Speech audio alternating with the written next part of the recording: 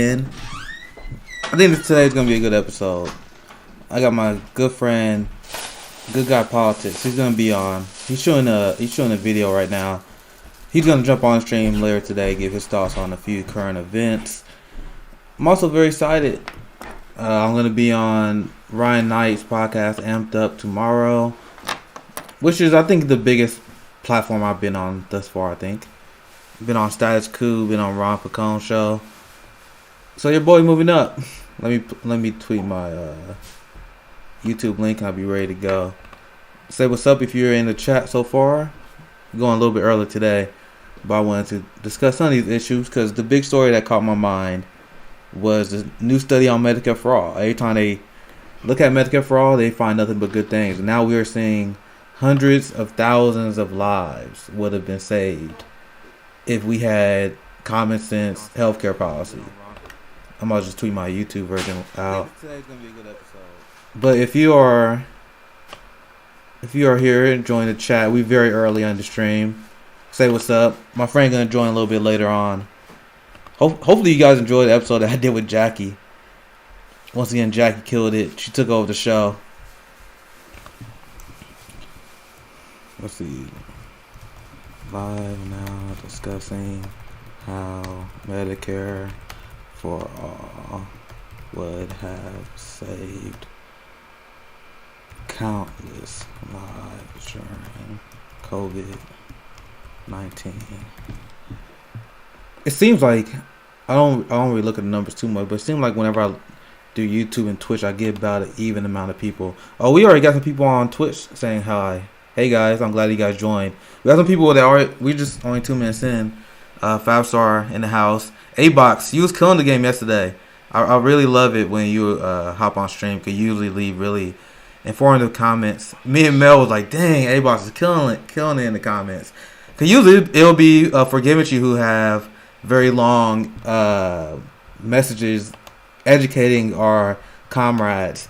We love our crew that we have here. Our crew is not like the left that just spend all the time canceling people. We are a crew of people who just want to have fun. Very wholesome, and we just want to educate each other, and that's kind of what we're about. Instead of the no fun leftists, we strongly disavow no fun leftists.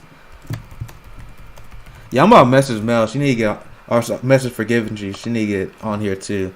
Once again, Good Guy Politics is gonna be here today. He's a good friend. He got great takes. Very excited to see his platform grow. He got good videos too. I think he's shooting a video now, and he's gonna give his take on this Medicare for all story. We're gonna dive into that as well. So A-Box is in the house. Super 7521 also leaves really good comments. Freakazoid 650, glad to see you. Jan Marie's in the house as well. Great friend of the show. He's like our he's like another correspondent that we have on our team, on our show here, that drops good information for us. Forgiving You, I DM'd her like, all right, you gotta get in here. Forgiving You is in the house. Like I said, Mac, that's what he go by on Twitter. Handle Good Guy Politics. Good politic guy. I don't know why I always say good guy politics. Good politic guy. He's gonna jump on here soon as well. I'm gonna get his take on a few stories. So I got the YouTube link up live. I also saw this. People say I might get in trouble for showing this on YouTube, but it's like whatever. I don't care about YouTube. Like they demonetize us all the time anyway. Fuck YouTube. Super 7521 said COVID-19 is a political disease. The lockdowns has caused hundreds and hundreds of thousands of deaths due to missed cancer screenings, missed medical screenings, the death of despair, such as suicide, substance abuse, domestic violence, and so on. And that is such a great comment because I feel like we're not really gonna understand the full cost of human suffering that is responsible because of COVID-19. I mean, we just know what the COVID deaths are, but just like you said, there's a lot of people who miss, who not able to book medical appointments. They're missing appointments that they may be able to catch cancer. Now, how many people are gonna die because they wasn't able to catch their cancer fast enough because they wasn't able to get an appointment now because of COVID-19? So that's just something else to look at. And now with this story that we're going to cover here very soon about how Medicare for All was saved hundreds of thousands of lives in COVID-19. You have Joe Biden and them that say they want to cover COVID-19 treatments. But my question to these people, and when I pitched Medicare for All, why do you think we should have COVID-19 treatments paid for, but cancer treatments, you on your own? Because if you think about it, that is what the position of the Democratic Party is. We have free vaccines for the people, and then dumbass liberal sycophants, they cheer for them like, oh yeah, look, the Democrats, they believe that we should have free COVID-19 vaccines. But do Democrats, do they believe that people who suffer from cancer should have free cancer treatments? Why not? Meanwhile, you got Joe Biden, that should be one of the biggest scandals if we had media that actually did his job. Well, you had Joe Biden who ran on the public option, not even Medicare for All. So that alone is a massive scandal and show how corrupt he is. But he ran on the public option. Now he's going with Cobra and hosting private health insurance companies and funneling taxpayer money into these giant corporate executives that donated to his campaign that led him to winning. Literally the most corrupt thing you can possibly see in politics. But he get away with it. And the media said, oh, there's no reason for us to have press conferences with Joe Biden. Because Joe Biden, he's just doing such a great job. He has nothing to answer to. And there are a lot of people who believe it because they're not telling the stories that you will see on this show. And coming from Good Politics guy.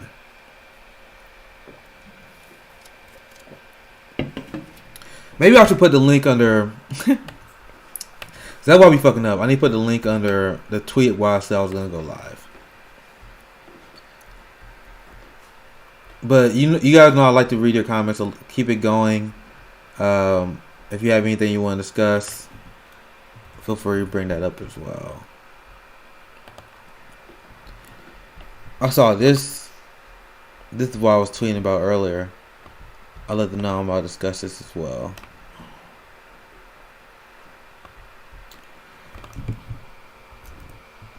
Discussing CEO pay and eating the rich. Damn, I'm glad this tweet is blowing up. Like, you never know like what tweets will do well and what tweets won't do well, right? But I'm glad this one is. Because I saw this in this article. Let you guys know where I found it. I was like, you guys realize it's only going to get worse until we eat these motherfuckers, right? That was my first reaction when I saw this. That you guys understand, my tweets are literally just be like my first reaction to things. And that what that was here. Yeah, forgive she said I've been popping out bangers. Forgive she, like, when she actually posts serious political content, she's a threat. Like, she is a threat to be reckoned with. But I think people are starting to realize that she has naturally good foreign policy takes. But let's talk about the CEO pay here. I got this from this article because I'm happy to see ramped up pressure. Because I was covering earlier on yesterday's show how you had pretty much all the progressive politicians that were calling for a decrease in the military budget, which is a good thing. We need to see more pressure applied from these progressive politicians. I personally feel like it's very intellectually dishonest if you are as critical as I am of progressive politicians and the squad, but you don't cover what they actually do. So you guys know my thoughts on how they've been acting. I still don't think they've been doing the right things in terms of pushing Biden to the left and holding him accountable for his crimes. I mean, at this point, he's a war criminal who bombed Syria. And AOC hasn't said anything about that. Yeah, and that's pretty disappointing to me. So I understand that you released a letter to decrease the military budget by 10%. Well, Jackie brought up a good point because Jackie was on the show yesterday, and she said that just them doing that is another Trojan horse because they should be asking for more. Because let's be honest here, and I am sympathetic to Jackie's point there, and I'll explain why. So if it is MG said it's not going to happen, the comment you see on the screen, another great comment. I'm glad to see you're watching as well. Jay in the house as well. Glad to see Jay here. So since we know it's not going to happen, and you guys are already saying that despite them doing that, it's not going to actually decrease the military budget by 10%. And this is my criticism of the inside game. I'm like, you guys are actually not yielding results. But if you know it's not going to happen anyway, why not push for a larger number and open up the conversation and explain it in the proper way? Because the Green Party was on their platform. Once again, I got a lot of criticism of Howie Hawkins and how the Green Party is ran right now. I think they're really, like when you look at the platform, someone put it really in a good way. If you look at their platform, A+. If you look at how the organization is ran, it's D-. But the Green Party ran on cutting the military budget by 70%. And they're like, I dare you ask us about it. Like, they put it on their platform, and Angela Walker was like, I dare you to ask me about it. Because I'm like, you guys say you care about climate change, but you want to keep funding the largest polluter in human history, which is the military? I say this, MG said, Medicare for all is good. Let's see if Pelosi brings to a vote. I doubt it. I hope they do, though. Because I hope the lesson is clear now. Because we saw what happened when Kristen Sinema voted against a $15 minimum wage. She's still getting ratioed to death to this day. Rocky Flames in the house. Hey, we got like the whole squad here today. I'm very happy. We only 10 minutes in. I got all A1 here. Even Meganator's here early today. Meganator always come in late, but I'm glad she able to catch stream early on today. I don't know. What are you guys talking about? I'm just ranting and raving about why we should decrease the military budget like I always do. At this point, I just live to see the U.S. empire fall. The only thing that sucks about that is that we're going to be victims of that. Like, I wish there was a way I can see the U.S. empire fall without us being a victim of it. But it has to happen. Because we was covering all day all the atrocities that the United States is responsible for. People were attacking North Korea. People are attacking Russia. People are attacking Russia. But I'm like, bro, who killed more civilians over the last 50 years? North Korea is not out here destabilizing governments. What government has North Korea destabilized? Don't worry, I'll wait. What, like compared to like what the U.S. is doing compared to the other countries? If you're from that country and you're a victim of the policies of that country, I'm willing to listen to your criticism. But I've seen black people like, yo, y'all stand with the United States versus North Korea. Like, what the fuck? Have you listened to Muhammad Ali? North Korea never called us a nigger. They're not responsible for the police killing us, locking us up. And you want to hate North Korea? Once again, when you look at all these countries, if you're someone who immigrated from one of these countries and you have horror stories to tell, or if you're a victim, then I hear it. But a lot of these people, they live in suburbs in America, bourgeoisie as fuck, pretending that Russia and North Korea is going to be any threat to us. I'm telling you guys, I don't wake up at night like, oh my god, the Russians are coming. The North Koreans are coming. Hell, I don't even lose sleep at night over the KKK. And the Proud Boys. I don't lose sleep over them. I'm not scared of them motherfuckers. I lose sleep over our police force.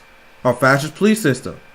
Because I'm a law-abiding citizen. They want to know my family are law-abiding citizens. But that doesn't matter. Tamir Rice did nothing wrong. Breonna Taylor did nothing wrong. These people did nothing wrong. So I'm a law-abiding black citizen in America, but who knows what happens if I get pulled over by a cop who's having a bad day? That could easily happen. And you guys want me to be upset and be afraid of North Korea? Fuck out of here. That's how I feel about that. That's why I may want to today. Like, if you're a black imperialist, shame on you. That's why I'm a Fred Hampton leftist, because Fred Hampton famously said, you got to educate these motherfuckers. If you don't have education, you end up with black imperialists and black capitalists. And we are filled with these motherfuckers, apparently. I'm missing some good comments, I can tell. This is pretty much my streams. I talk about stories for a little bit, and then I get distracted by the comments because you guys already bring up good issues as well. Let me put my multi-stream on because I haven't seen the YouTube comments yet. Oh yeah, I'll give you. Hopefully, Meg, you saw my shout out. Super 7521, great commenter. Amen. The military is the largest consumer of oil in the world. Yep. So, if you think you're fighting climate change by voting for a neoliberal Democrat Party that won't increase military spending, and who won't even decrease it by 10%, like the Vice President Kamala Harris voted against Bernie Sanders' Senate bill. You guys understand that, right? Like Bernie Sanders put that to the floor, I think last summer, and Kamala Harris voted against it because she was doing her job as the vice presidential pick. I think that was before she was officially announced. So if I'm telling you guys right now, if Kamala Harris voted for Bernie Sanders' bill to decrease the military, there would have been zero chance that she would have been chosen. She would have been eliminated right there. So she did what she had to do in order to get the job. You think they had Kamala Harris vote against that bill just so they can approve it later?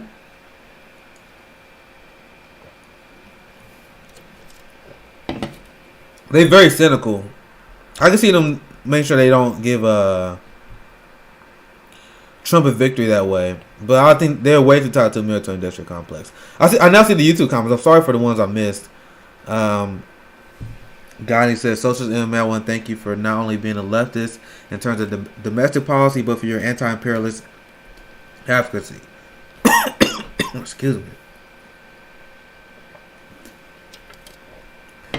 Like a wise friend said, if you're a so-called socialist, but you're not anti-imperialist, you're just a liberal. That's all you are. And those are the people who feel good about voting for the Democratic Party. These are the same people I noticed on their timeline and through the videos. They don't talk about foreign policy. They don't talk about how Biden foreign policy is there's no difference between his foreign policy and Trump's foreign policy. He ran on ending the genocide in Yemen, but now he's applying more support for the genocide in Yemen. Now, this is insane. This is insanity. Everything I said was going to happen. I'm not going to keep pulling my tweet up for you guys. I bragged enough about it. But I predicted every single step of the way of how his foreign policy is going to play out. And now people who are actually serious about politics, who understand how politics works, you understand that the president, the biggest impact that they have is on foreign policy. They are the commander-in-chief. Everything else is based on where they can lobby for the legislative branch, the executive branch, the Senate, Congress, and all that. So then they got executive orders. And then you look at Joe Biden and what he haven't done. He could cancel student loan debt just like that. He haven't done that.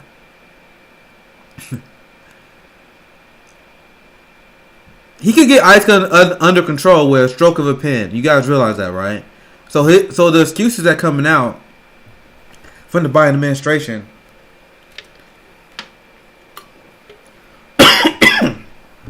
man. But the excuses coming out from them for why they can't stop ICE is largely bullshit.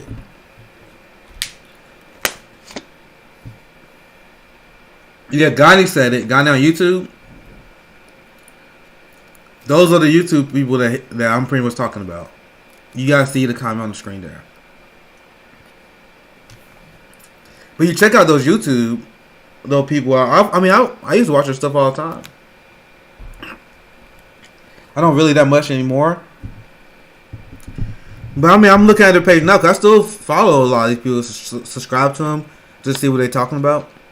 And they obviously talking about Ben Shapiro, Owens, Fox News, all this other stuff that's not really relevant, but it's good for them. It gives them a lot of clicks. And I think I'm good now. I think I'm almost about to die on stream here. You guys almost saw me die live. Okay. What else am I missing? But yeah, that's pretty much what I represent. Because as I wrote in my paper on defund the police, I was explaining to people the reason why I'm such a harsh critic of ICE and our immigration system and on U.S. foreign policy. Because you gotta understand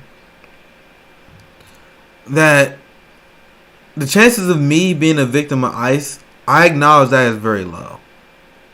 The chances of me being a victim of U.S. foreign policy is actually pretty low. But the systems and the ideology that leads to the fascist police system, that's U.S. imperialism coming home. Well, it developed here and then we expanded outward because, once again, the police system started out as a racist institution.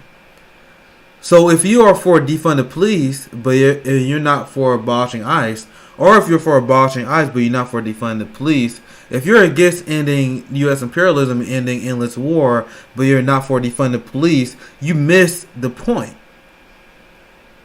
Because all of these are forces of oppression designed to enable white supremacy and enable capitalism. Capitalism cannot exist without harsh, inhumane immigration policies. It cannot exist without harsh implementation of U.S. imperialism or imperialism in general. And it cannot operate without a domestic colonizer force like the police force that implement racial hierarchy and steals wealth from the bottom classes to the higher classes. So when I talk about civil asset forfeiture, and that's where the police pretty much just steal money. There's more money stolen from civil asset forfeiture than there is by criminal burglary. So that's a transfer of wealth from people of color to upper class, rich white neighborhoods. Why did I say that? Because I wrote in my story that every time there's a study done in local, because they do the study on a local level, when they look at the people who are actually impacted by civil asset forfeiture, it's always 50% plus. I've seen numbers as high as 70% of the people impacted are black people. And then if you take the rest of that percentage, it's Latino people. Latinos. So you have a vast amount of money. Civil asset forfeiture largely doesn't impact middle class white people. They are targeting black people and Latinos because of the concept of broken windows policing, where they target disenfranchised communities in order to prevent crime. So they target these communities. They take their wealth because they know that they cannot hire lawyers, and they usually don't have the money to make legal challenges to the system. Because they take the money from a wealthy white person who got connections, they're going to just get that money back. So they understand that these poor people, they don't have the money to hire lawyers. So they fuck with them, they take their goods, and they say they're taking the goods to prevent more crime. And we have no access to fight that legally. And that's why they steal countless amount of money from us. Thank you for the subscription, boot to the head, in the house. Thank you. So that's how our fascist police system works. And that's how they work as a way to implement racial income inequality.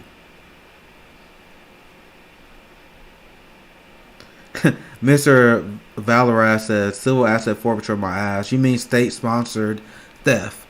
Maybe I should call it that, because that's, once again, I don't like using, that's their nice way. That's literally the best way they can even describe it. That sounds horrible, civil asset forfeiture. But that's literally the best 3 words in the English language they can use to describe that horrific action. Right? But it really is state-sponsored theft. I covered in my article the numbers. I can only quote so many, but it always was black people was a massive amount of people who was impacted by civil asset forfeiture, despite them only being 30% or lower in a lot of these counties where they analyze this at. So if you're black and you're not for dismantling this racist police system, you're a victim of propaganda. There's literally nothing else I can say. A lot of these people think they're pro-black too. That's the funny thing. Like, if they will hear my criticism of the black community, and they're like, "Oh, this motherfucker must not be pro-black." Oh, we got Good Guy Politics in the house here too. I'm gonna introduce him. What's going on, man? So, this is my friend. A lot of you guys know him. Good Guy Politics. I take the time to bring him in. I was just ranting and raving like I usually do. My show, I usually have like a few stories I focus on, but then we always like veer into like different subjects depending on what my people in the chat want to talk about. But anyway, we got A1 on my user crew in the house. Good Guy Politics in the house. What's going on, man? What's up? How you been? How's everybody doing? I am doing good, and I saw that you talk about this as well. We can pivot to this because I was doing some discussion on why A1 should be anti-imperialist / anti-police state. We can dive back into that a little bit later. I tweeted this out earlier. I want to get your reaction to this. I don't know if you have my stream pulled up because I've been. The best way for me in order to save resources, I can't really share it on Discord here, but I can. I'll have it on my stream. I can tell you what I'm pulling up here as well. But this is what I just tweeted out not too long ago. CEOs make 320 times as much as typical workers does. This is the stats so you guys can see it. This is part of the trend. Like this, the only way we can actually really fight this until we actually get serious. Because now there's stories coming out where Bernie Sanders and Elizabeth Warren has their wealth tax, and I'll explain how their wealth tax, which is better than nothing, is that's the moderate position, right? What's your thought? What are your thoughts on that, Mac? Yeah. I mean, I mentioned that in a recent video. Actually, I think I mentioned that in my video today, where I was talking about Biden's tax policy. And yeah, I mean, it's it's half steps. It's a middle of the road approach. It's like this, conservative / quote unquote moderate half step that they're kind of taking, I guess. But yeah, I mean, if you're going to go for a tax on billionaires, or if you're going to go the route that Bernie Sanders and Elizabeth Warren have been wanting to do it, why the fuck not go bold with it? Yeah. Why are we not demanding, if you're going to do a wealth tax, why are we demanding 2 to 3%? Why are we not demanding something like 25, 50% on tax on at least over $1 billion? So it seems to me like it's, you're kind of going in the right direction, but you're not really nearly taking it far enough. Yeah, and this is the good point that Jackie brought up because I was covering. I don't know if you saw the story of how you had all the progressive members in Congress that were calling for a 10% military budget decrease, and I don't understand this constant pattern I see out of progressive leaders where they negotiate low, right? I don't understand why they negotiate low instead of negotiating high, and then force them to justify that. Because I was just talking about the military budget earlier, and I voted Green Party. I'm trying to remember. I think they had that 70%, but I may be wrong. Maybe it was 50% on the platform. Let's go. I think it was maybe 50%. They had it on the platform. They had like 50%. They want to cut the military budget, and Angela Walker, like, I dare people to ask me about it because the initial reaction from people would be like, "What? Cut the military budget by 50%?" And she like, "I dare you to ask me." Yeah, because people don't realize what we're talking about has to be viewed relatively. When you're talking about our military budget, when we have, our military budget is twice the size of the next military budget, and we have a military budget that's the size of the next however many countries, 10 countries combined, most of which are our allies. Like, what are we doing here, man? We're starting off at such a ridiculous position that something like 50% would sound ridiculous, but that's moderate. I mean, that's basic shit. A $740 billion military budget that we're spending. Facts. The Pentagon can't even pass an audit. We don't even know what we're spending this money on. Facts. And the funny thing, and this is something else I'll mention, when you have a progressive member of Congress, Bernie Sanders, LC, and them, sending letters to Joe Biden to cut the military budget. So pretty much you guys are calling on them to defund the Pentagon. That's essentially what you're doing. We actually put it in real terms. And what they say is they want to defund the Pentagon in order to reallocate those resources to education, healthcare, and housing, and so on and so on. My question is, and once again, I always connect all the issues. I think it's important in order to do that because politics is not, the way I see it, politics is not just one issue, then one issue, one issue, then one issue. I think all this stuff is largely connected. And that's why when I see people who don't support Medicare for all, I'm like, bro, I can't support you because if you don't support Medicare for all, it's not just that one issue. That means you missing so much. Like you're missing. Revealing. I mean, it's revealing because it all ties back. You're right. It does tie back to the same underlying themes in the United States, at least in our dominant capitalist system that we have here and around the world. It all ties back to profit. You could talk about it with the military-industrial complex. You could talk about it with big pharmaceutical companies or healthcare companies. It all ties back to putting the profit motive above what would be good for society as a whole. Exactly. I was just suggesting, I'm gonna tweet. So now we got Good Guy on here. I just want to make sure that they know that he was on here.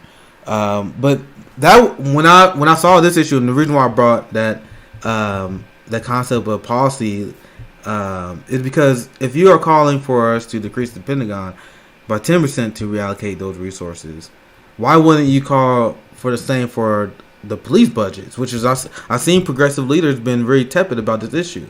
I get a lot of props to Cori Bush because Cori Bush, he take the issue head on, but it's still something you don't see them talk about a lot. I mean, we just talk about the military budgets, and I'm super glad to seeing this idea entering mainstream consciousness. I've seen multiple people quote that. I saw someone quote this when North Korea was trending.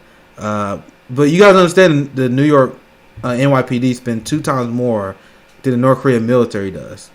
Jesus, is that true? I didn't even know that. That's ridiculous. Yeah, this is one of those stats that blow. That stat alone single-handedly shatters U.S. propaganda. Because what U.S. propaganda is, North Korea is just military dictator state. Once again, it's a powerhouse that's a threat to the United States homeland. Like, what the fuck are you talking about?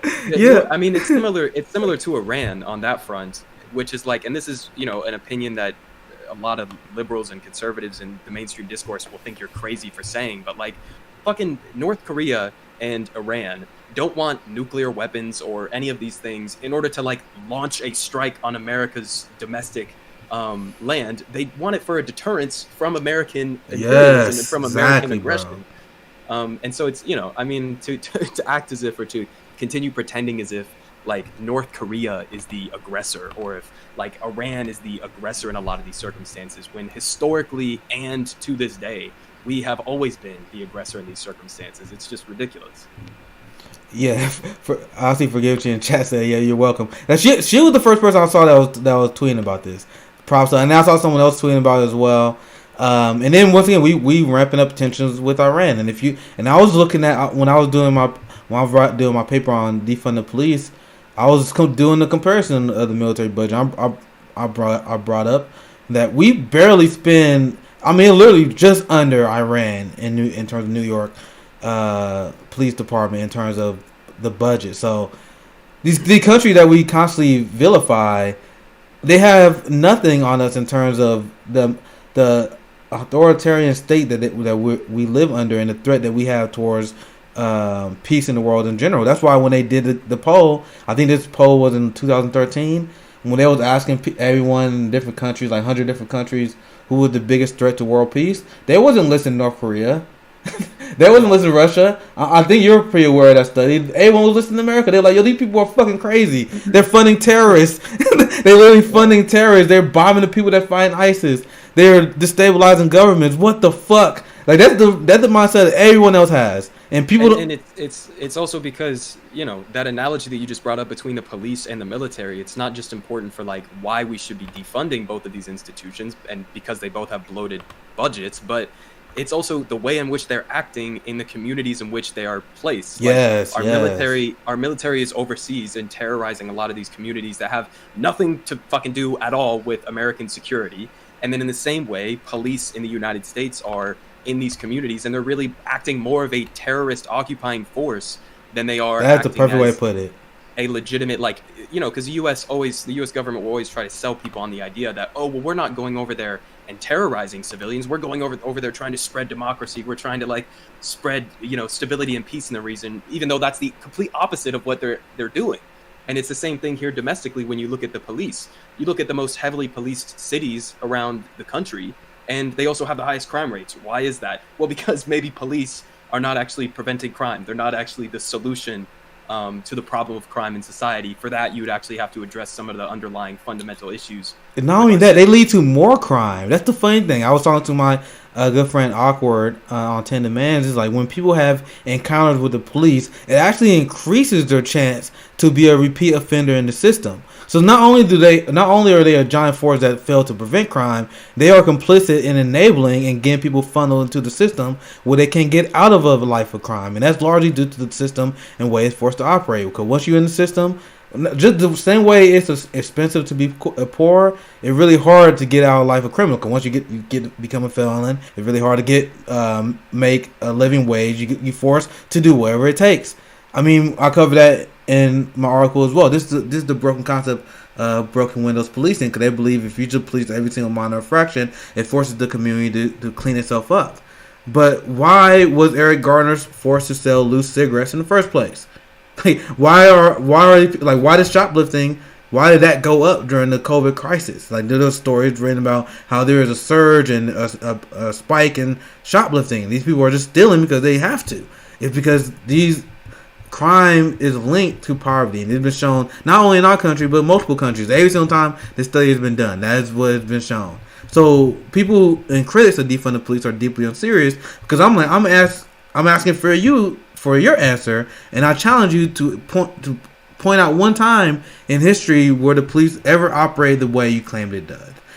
But we have examples of where communities decided to put less money to the police force. They invested into education, and crime's gone down. We've seen that multiple times already. People don't even understand that.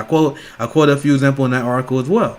But we literally see the examples of alternative, but not the examples that you guys will show. Because they'll point out, like, oh, we need more police in the black community because the black community, this is the propaganda that was run. They're like, black people, they don't want to defund the police because they acknowledge that our community need to be protected the most. That was Al Sharpton, that was a lot of black liberals were saying.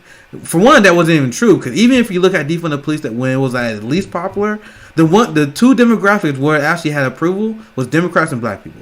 So that wasn't even true. So we always been supportive of the idea. So even if you ignore that, so they will say, well, you have crime that is high in these areas, that's why we need more police budgeting. But we've been having police budgeting in these areas for decades, and crime is still high. So you got to be serious about that. Yeah, I mean, I agree. I 100% agree. Any politician who is not supportive of the actual substance behind the defund the police slogan, whether or not you like that as a slogan or you think that, like, you know, it's not politically viable to make that a main tenet of your campaign, is one question.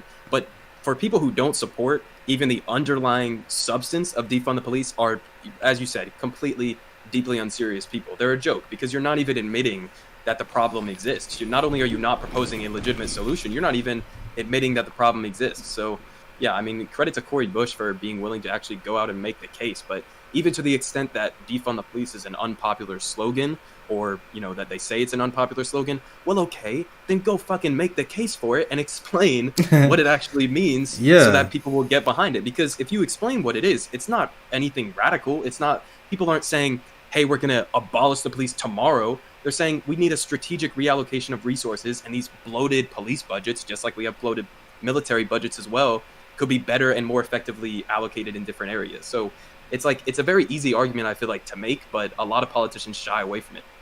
I don't know. They're kind of cowards on that issue, I guess. That's why I say that it was such a great slogan, because it's one of those slogans that we like, I dare you to ask us about it. And I was tweeting about this, I was covering this because they were doing propaganda. And I saw a few liberals tweeting this out like, yeah, see, this is why we shouldn't be running on this. But because they did a propaganda poll where they was hoping that people didn't actually read into the poll, where the headline was 1 out of 5 Americans don't support the defund the police movement.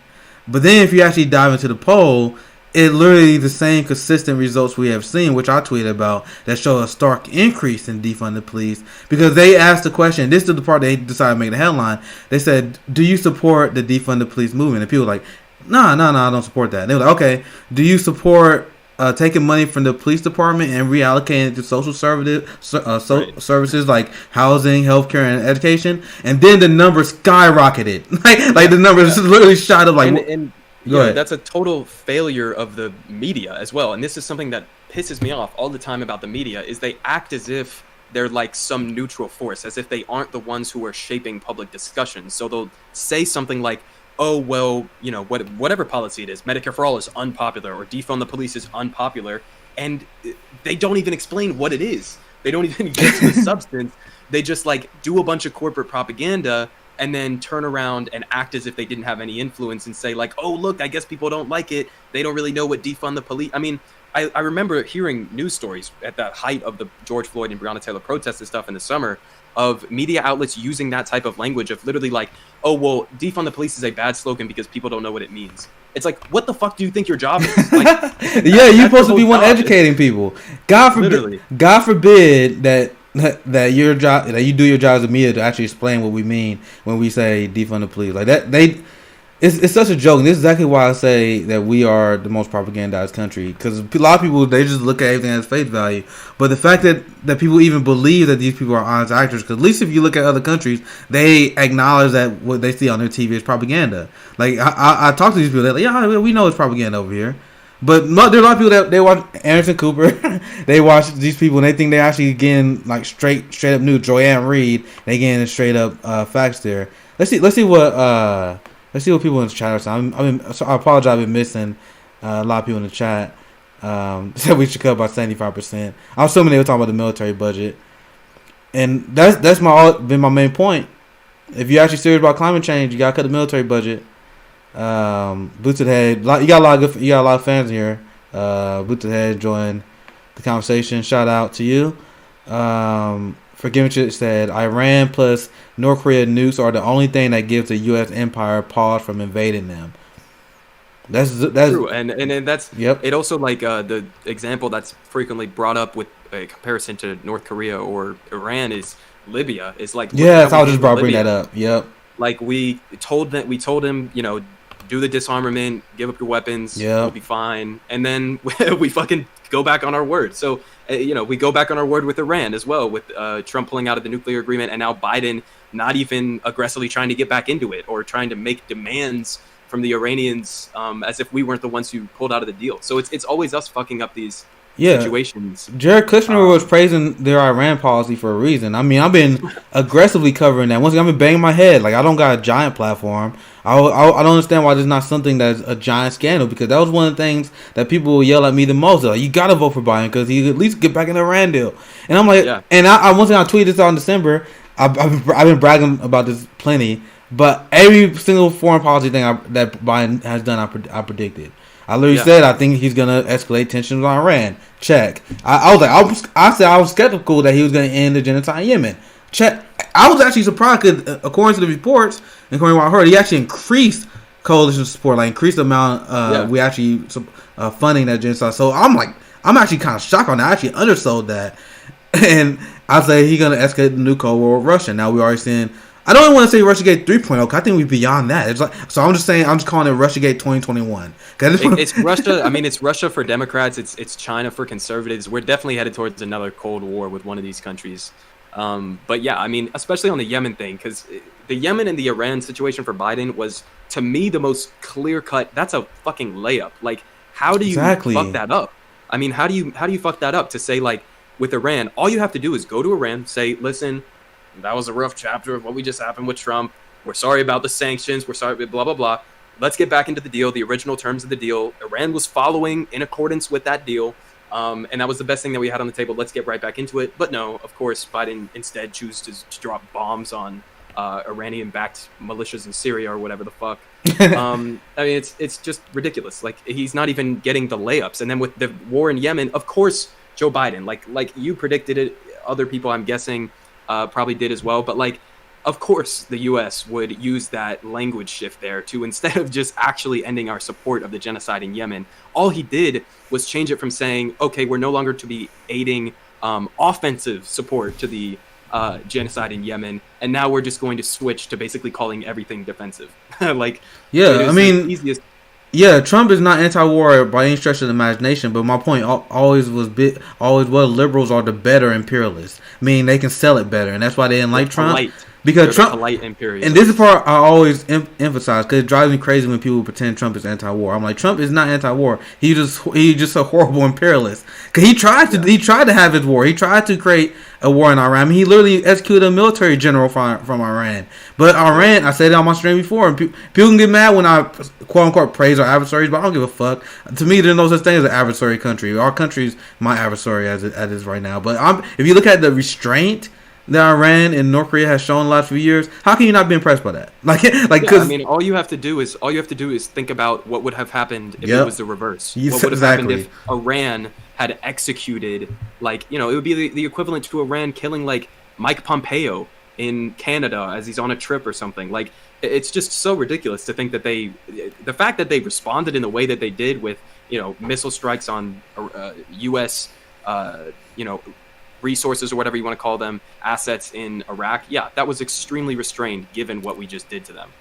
Yeah, and if you think about it, because once again, I'm not praising Iran because Iran is pretty fucking crazy, but this just shows how crazy we are. We're fueling the more radical aspects of Iran's government. We are fueling that's a good point. Fire because the people who are in Iran who, are more like the fundamentalists or more radical, I guess you could say, they're constantly saying, like, you can't trust the United States. You should never trust the United States. That's the evil empire. They're going to stab you in the back. And then we turn around and we do exactly what they fucking predicted, and we stab them in the back. So we're just fueling the more radical aspects of Iran's government in that way as well. So it doesn't make sense from any angle. It's just ridiculous.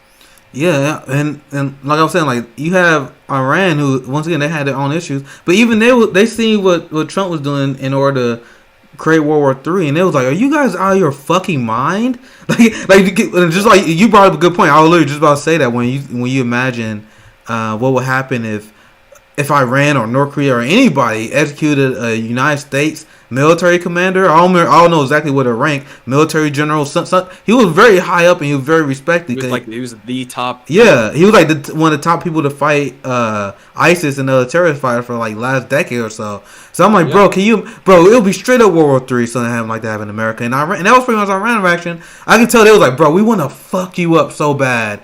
But God, bro, do you understand how many people would die? Like if we retaliate the way you want us to? You guys are crazy. And that was coming. Once again, this coming from Iran. Well, what I'm saying, nothing from our conversation is us inherently praising these countries. It's just putting out in perspective how crazy America is. That we have the other countries like, bro, you guys are out of your mind. Like you guys are about to destabilize the entire world with your bullshit. And we're gonna eventually get to the point where they're not gonna have that restraint. Who knows when they're gonna cross that line?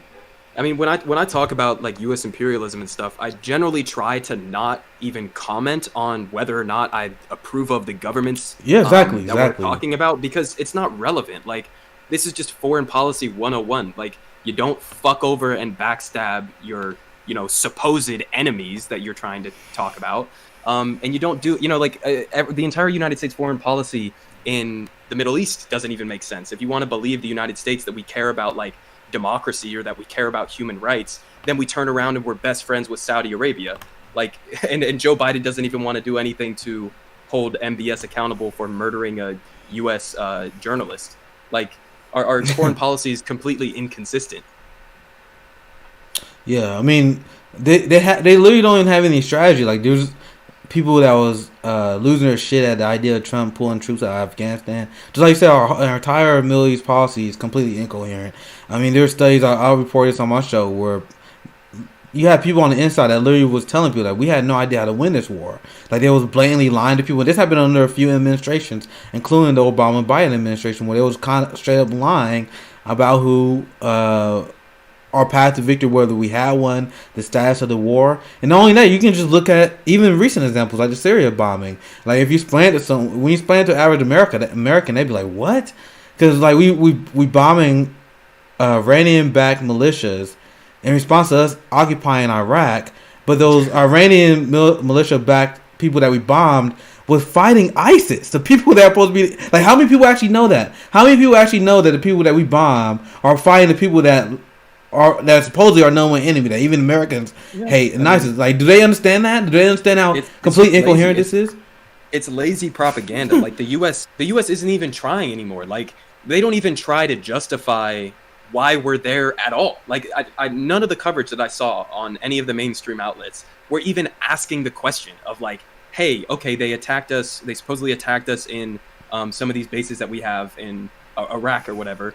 Why the fuck are we in Iraq? Why are we in Afghanistan? Why are we bombing Syria? They don't even ask these fundamental questions. There's no justification. They just assume it now as the default. Like, oh yeah, we deserve to be there because, I don't know, we're maintaining stability, even though we've been there for 20 years and it's no more stable now than it was when we invaded. Like, who knows what we're doing there? Like, they don't even try to make justifications for it anymore. It's just assumed. Yep. Yeah, we're going to be there and we're going to be there forever. And this is a great comment left by a YouTuber here, Eric. I like his funny. His name is funny. Eric is probably full of shit. He said the reasons for the forever wars are complex, but putting it simply, a permanent capitalist economy demands permanent war. That's literally what it is. That's why we ramped up tension with Iran, with Russia again. That's why we need this new Cold War. Because, again, justify more military spending. It's right as we're about to, or right as it seems like we're about to turn the corner on public opinion for defunding the military. Of course, they need a new justification. We need a new enemy in order to justify all of that shit. Yep, another thing that makes and people I've been tweeting and I've been saying, because it's one of the things I tweet a lot of things. I'm like, bro, I dare y'all challenge me on this, because I can back it up. Because I was telling people that Biden's governing just like Trump, and people were like, what? Like, he literally proving the same arms deal. I mean, we were talking about Saudi Arabia and how they're literally killing journalists, but we still proving giant weapon and arm deals to these people. Yeah, yeah. And once again, the permanent war economy that they bring up here in the chat. Good comments there. But when I said let's get back into this, because I also wanted to cover this story as well. Let me pull it up, because obviously one of the topics that's dear to my heart, and I also definitely want to get your take on this, because I know you covered this as well, is Medicare for all. I brought up earlier this stream, where once again I think all these policies connect. Where if you don't support Medicare for all, I can't trust your judgment on almost anything, because when you look at all the empirical evidence that supports Medicare for all and show how it saves lives, save money, boost jobs, boost the economy, now we have this new study that was done. I mean, I saw this tweet by Public Citizen, and usually when I go on these streams, I like to go through these things with my friends. I kind of skimmed it over, but it's kind of it tells us what we already kind of know. I got it pulled up on my stream here. This Public Citizen tweeted out yesterday. Hundreds of thousands of deaths and millions of infections would have been prevented under Medicare for all, and they're pretty much explaining how so many lives would have been saved if we had this implemented at the start of COVID-19. And once again, we got a president and a guy who said he would veto this. So people wonder why I was able to predict that this administration would be such a shit show, because how can you expect someone to govern in the right way if they're not supportive of Medicare for all? Not only that, he is supportive of this healthcare plan that is massively less efficient and costly than Medicare for all. So I want people to understand that it's not an ideological difference. They're bought and paid for, and they're corrupted, because the same people who will profit from this COBRA expansion that they are floating are the same people who was donating to Biden's campaign and led to his amazing success starting from South Carolina onward. So when I see people not supporting Medicare for all, I'm like, how can you say a Democrat was going to do much better on COVID than Trump was going to do, when they pretty much doing the same thing? They're rushing open up. They both believe in opening up schools. Now they both want to have implemented these massive healthcare programs that will solve the overall giant problem. In fact, you had one of their top Democrats, you had Andrew Cuomo, who did stuff like cut Medicare in the middle of a pandemic. Yeah. So, wait, what's your thoughts on this story when you saw it? And once again, there's just another giant W for the fight for single payer. But it seems like facts don't matter to anyone, no matter how many times you bring up these facts. It doesn't change the liberals' mind. I mean, what are your take on this? It's exactly what you just said. It's nothing new that we.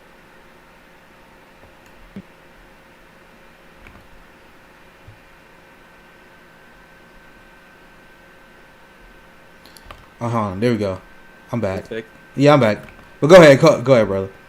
But yeah, I mean, this is exactly what we've always known. Of course, without having a single-payer system, if you have a privatized healthcare system where profits are the priority instead of public health, well, yeah, during a public health crisis, you're probably not going to handle it that well. And I mean, the details of the study were crazy. It said up to I need to look into it. COVID deaths, a third of COVID holy deaths shit! Let me click on the article. Prevented. So a third of COVID deaths and 40% of infections were tied to a lack of insurance. Wow. So, and we're talking about 22 million Americans also losing their jobs and therefore probably losing their health care as well. So it just reminds you, like, the ridiculous nature of this entire system. This is a really simple, easy issue. Look around the entire rest of the developed world. Every other country has some variation of a single-payer system. They have far better health outcomes than us, and they don't have millions or tens of millions of people uninsured and underinsured. It's a fucking grotesque system that we have here, where people are constantly, even if you have great insurance, constantly on the verge of the potential of being bankrupted by what is effectively, as Kyle Kalinske puts it, a mafia middleman that just serves the purpose of ripping you off as you're trying to get healthcare. They stand as a barrier between you and your doctor, you and your healthcare. So, I mean, it's a really simple issue. If you oppose Medicare for all, the data is very clear. It's not that complicated. It's because you're taking big pharmaceutical money. It's because you're taking donations from these large health insurance corporations. And I mentioned this in my video the other day. The lobbying, the amount of money that is spent lobbying in the healthcare industry is more than the defense industry. So with as much as we talk about, repeat that one more time. Bloated, repeat that one more time. The lobbying, the amount of money that is spent on lobbying in the healthcare industry far outpaces the amount of money that is spent in the military industrial complex and that lobbying. So even with what we say about like the US military and the bloated military budget and how much we spend killing innocent civilians overseas, etc., the healthcare industry is even more so than that. So there's obvious pressures on all of these politicians who oppose it, but it's still ridiculous. And like you said, even if it's not legislatively necessarily going to happen right now, obviously with Joe Biden as president, this is a conversation you have to relentlessly have. You can't let these politicians have a single moment of peace as long as they're opposing something as simple as a Medicare for all single payer system. What we have going on right now is unacceptable. Like, any politician who opposes this policy is fully corrupted. Again, like you said, that's a red line in the sand for me. That's a red flag. I will never support any politician who opposes Medicare for all. That's step one. That's the bare minimum. Yeah. Just like you said, like you actually brought that lobbying fact to me. That's insanity, and that's once again that just shows why you can't be supportive of those people, because that's pretty much the only reason why anyone that's center, left of center right, I would just say, would be opposed to Medicare for all. And honestly, if I think about it, I wouldn't even put in the concept of left and right, because I was able to get a lot of right wingers or people who consider themselves right of center to agree with Medicare for all. And once again, you can always pitch that to more conservative, economically conservative people as saving money, and that's what I did. I'm like, dude, you understand what saving money boost jobs? And I talked to plenty of people when I was on my tour canvassing for Bernie, and especially when I was in the red state. I'm like, yeah, you can get conservatives to agree with them, just like how Bernie was on the Fox News town hall, and he got the entire crowd there to agree with them that our healthcare system is broken. One thing that crosses ideological boundaries, I believe. Rabbit Fufu on YouTube said the Gravel Institute dropped a vid recently that showed Americans pay up to 15 times more for insulin than Canadians. That's just criminally insane. Wow. Isn't it Joe Manchin's daughter is one of the heads of one of those companies? Oh my God, yes, you should now remind me of that. America is corruption within corruption within corruption. Like, it's so crazy. Like, and Manchin, once again, he's just another one of the people that only got success because his family was in politics. I tell people all the time, there's no fucking meritocracy in America, and that's why you have people who have no training who can be better journalists than people on the highest level. These people are not inherently smart. They know people who know people that have contacts who have contacts who can fund their campaigns. I hope you guys understand that's literally what politics is about. The people that's in charge, these senators, the Congress people, they're no smarter than any of us.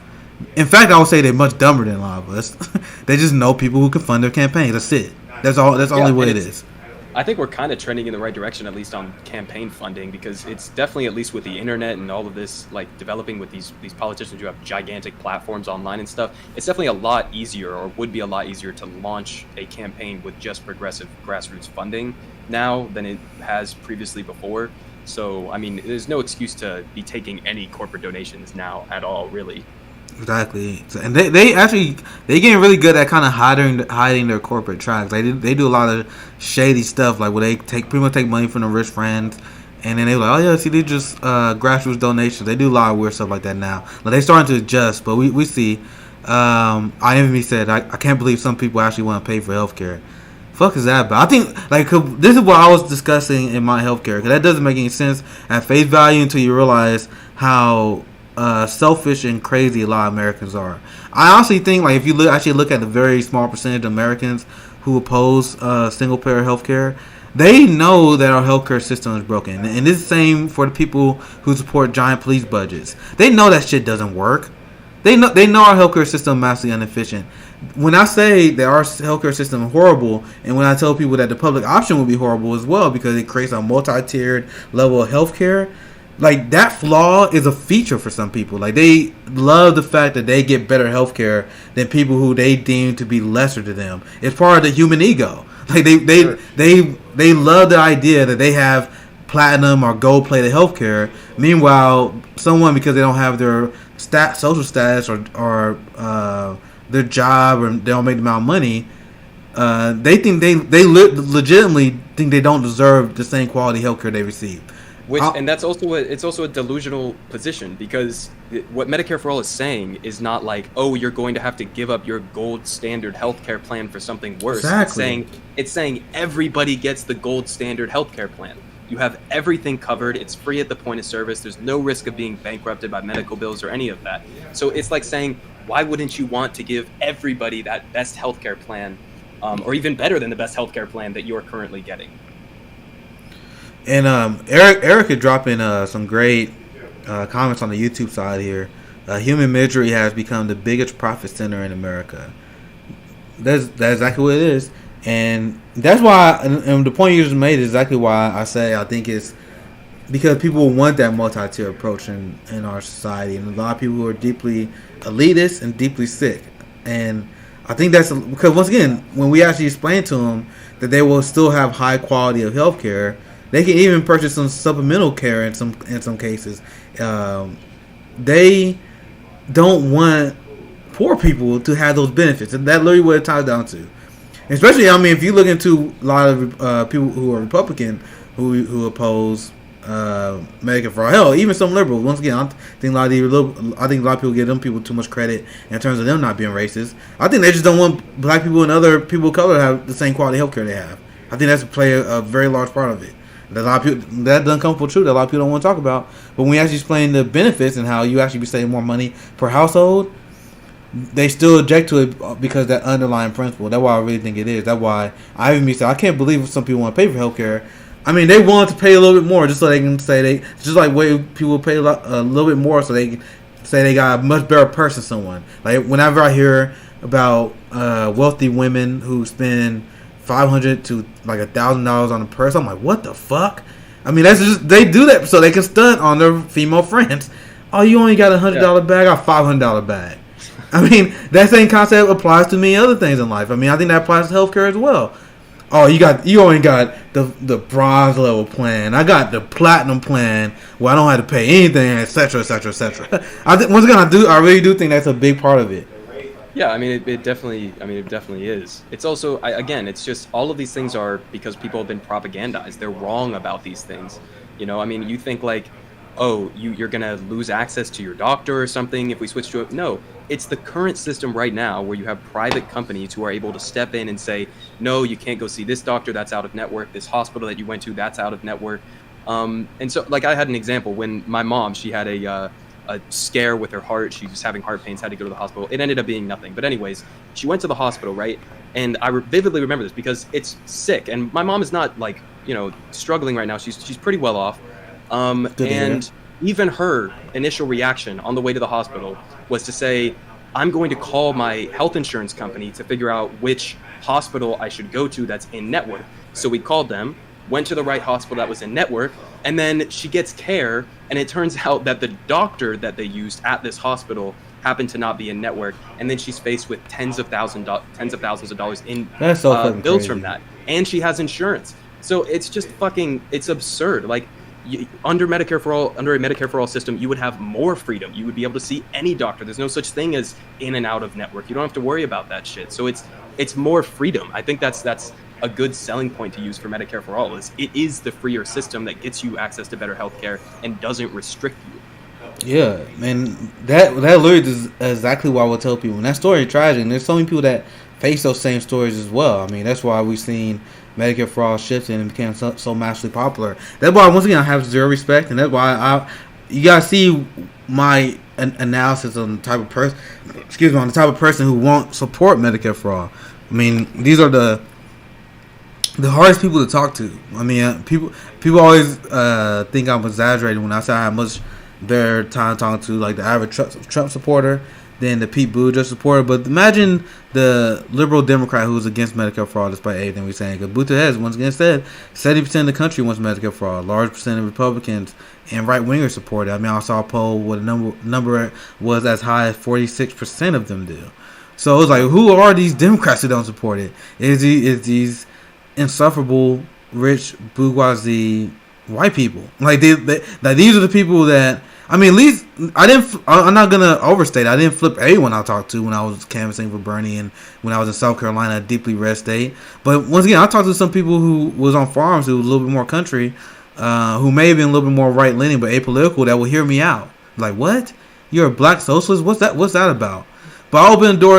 I still remember the look on some of these faces where they saw a black guy who had Bernie gear, older, wealthy white people, and they would shut the door. They were the rudest people I dealt with. Like they are the hardest opposition that we have to deal with. But once again, when we actually look at the numbers, I think it's still very impressive, and I think it's encouraging because we're not going to win by winning over those white bourgeoisie people. We're going to win by bringing over non-voters and bringing over the people who are not radicalized right. I hate the people who pretend that everyone who just so happens to vote Republican or consider themselves a right-winger is beyond the pale. But you can, and once again, I'm not even saying that we can grab a lot of them. There's 30% of the country. I covered this before. 30% of the country is pretty much unwinnable. 30% of Republicans. Like when you look at polling, when you look at super popular issues, like remember the 2K checks and the relief checks. The polling showed that like 75 to 80% of the American people support those policy ideas.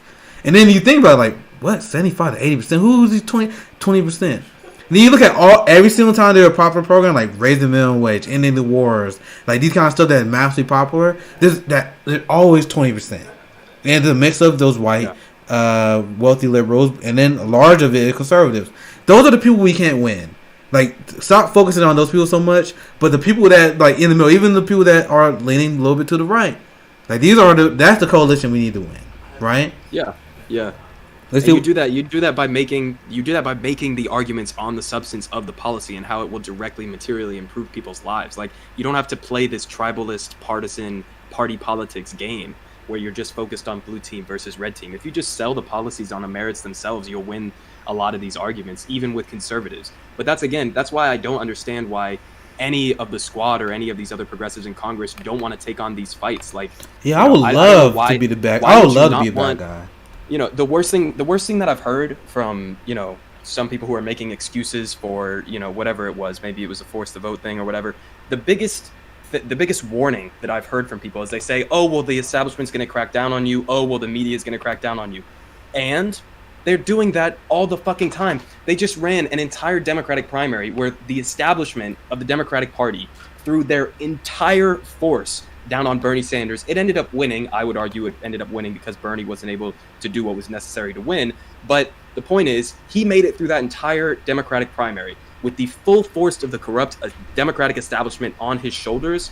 And it's still, coming out of the Democratic primary, the most popular policy was Medicare for all. Voters overwhelmingly supported it. Yes. So you can win these fights if you just stick to the policy and you're willing to shoulder some of those attacks that are coming in. Anybody from the squad can be doing this same thing with all of these politics. There's no fucking reason why we should have just lost on the $15 minimum wage. That to me it's completely unacceptable. Like it's embarrassing that we are not only correct on the substance of the policy, on the economics of the policy, on the morals of the policy, and yet we're getting cucked by Joe Manchin. Some like conservative freak from West Virginia who's not even doing what his constituents want. It's pathetic. And that's the point that I was making on my show, and this is why it actually doesn't make any sense politically for the squad to be as weak as they are, because we were just discussing how they are funded. You guys are not corporatists. You guys don't take corporate money. At least not yet, at least. I hope we don't get to that point. But at least not right now, because we can't always assume they're going to be that way. Because remember when Elizabeth Warren said she was going to take corporate money, but she changed her mind on that pretty damn quickly. So she got a chance to get power. But anyway, I digress. You guys have people power campaigns. You guys able to get elected because people donate and they take their time to organize for you. So this is the point. Everyone was like this: being forced to vote, fighting for a $15 minimum wage, fighting for a more comprehensive COVID relief package is risky. Because what if we lose? They'll only vote Nancy Pelosi.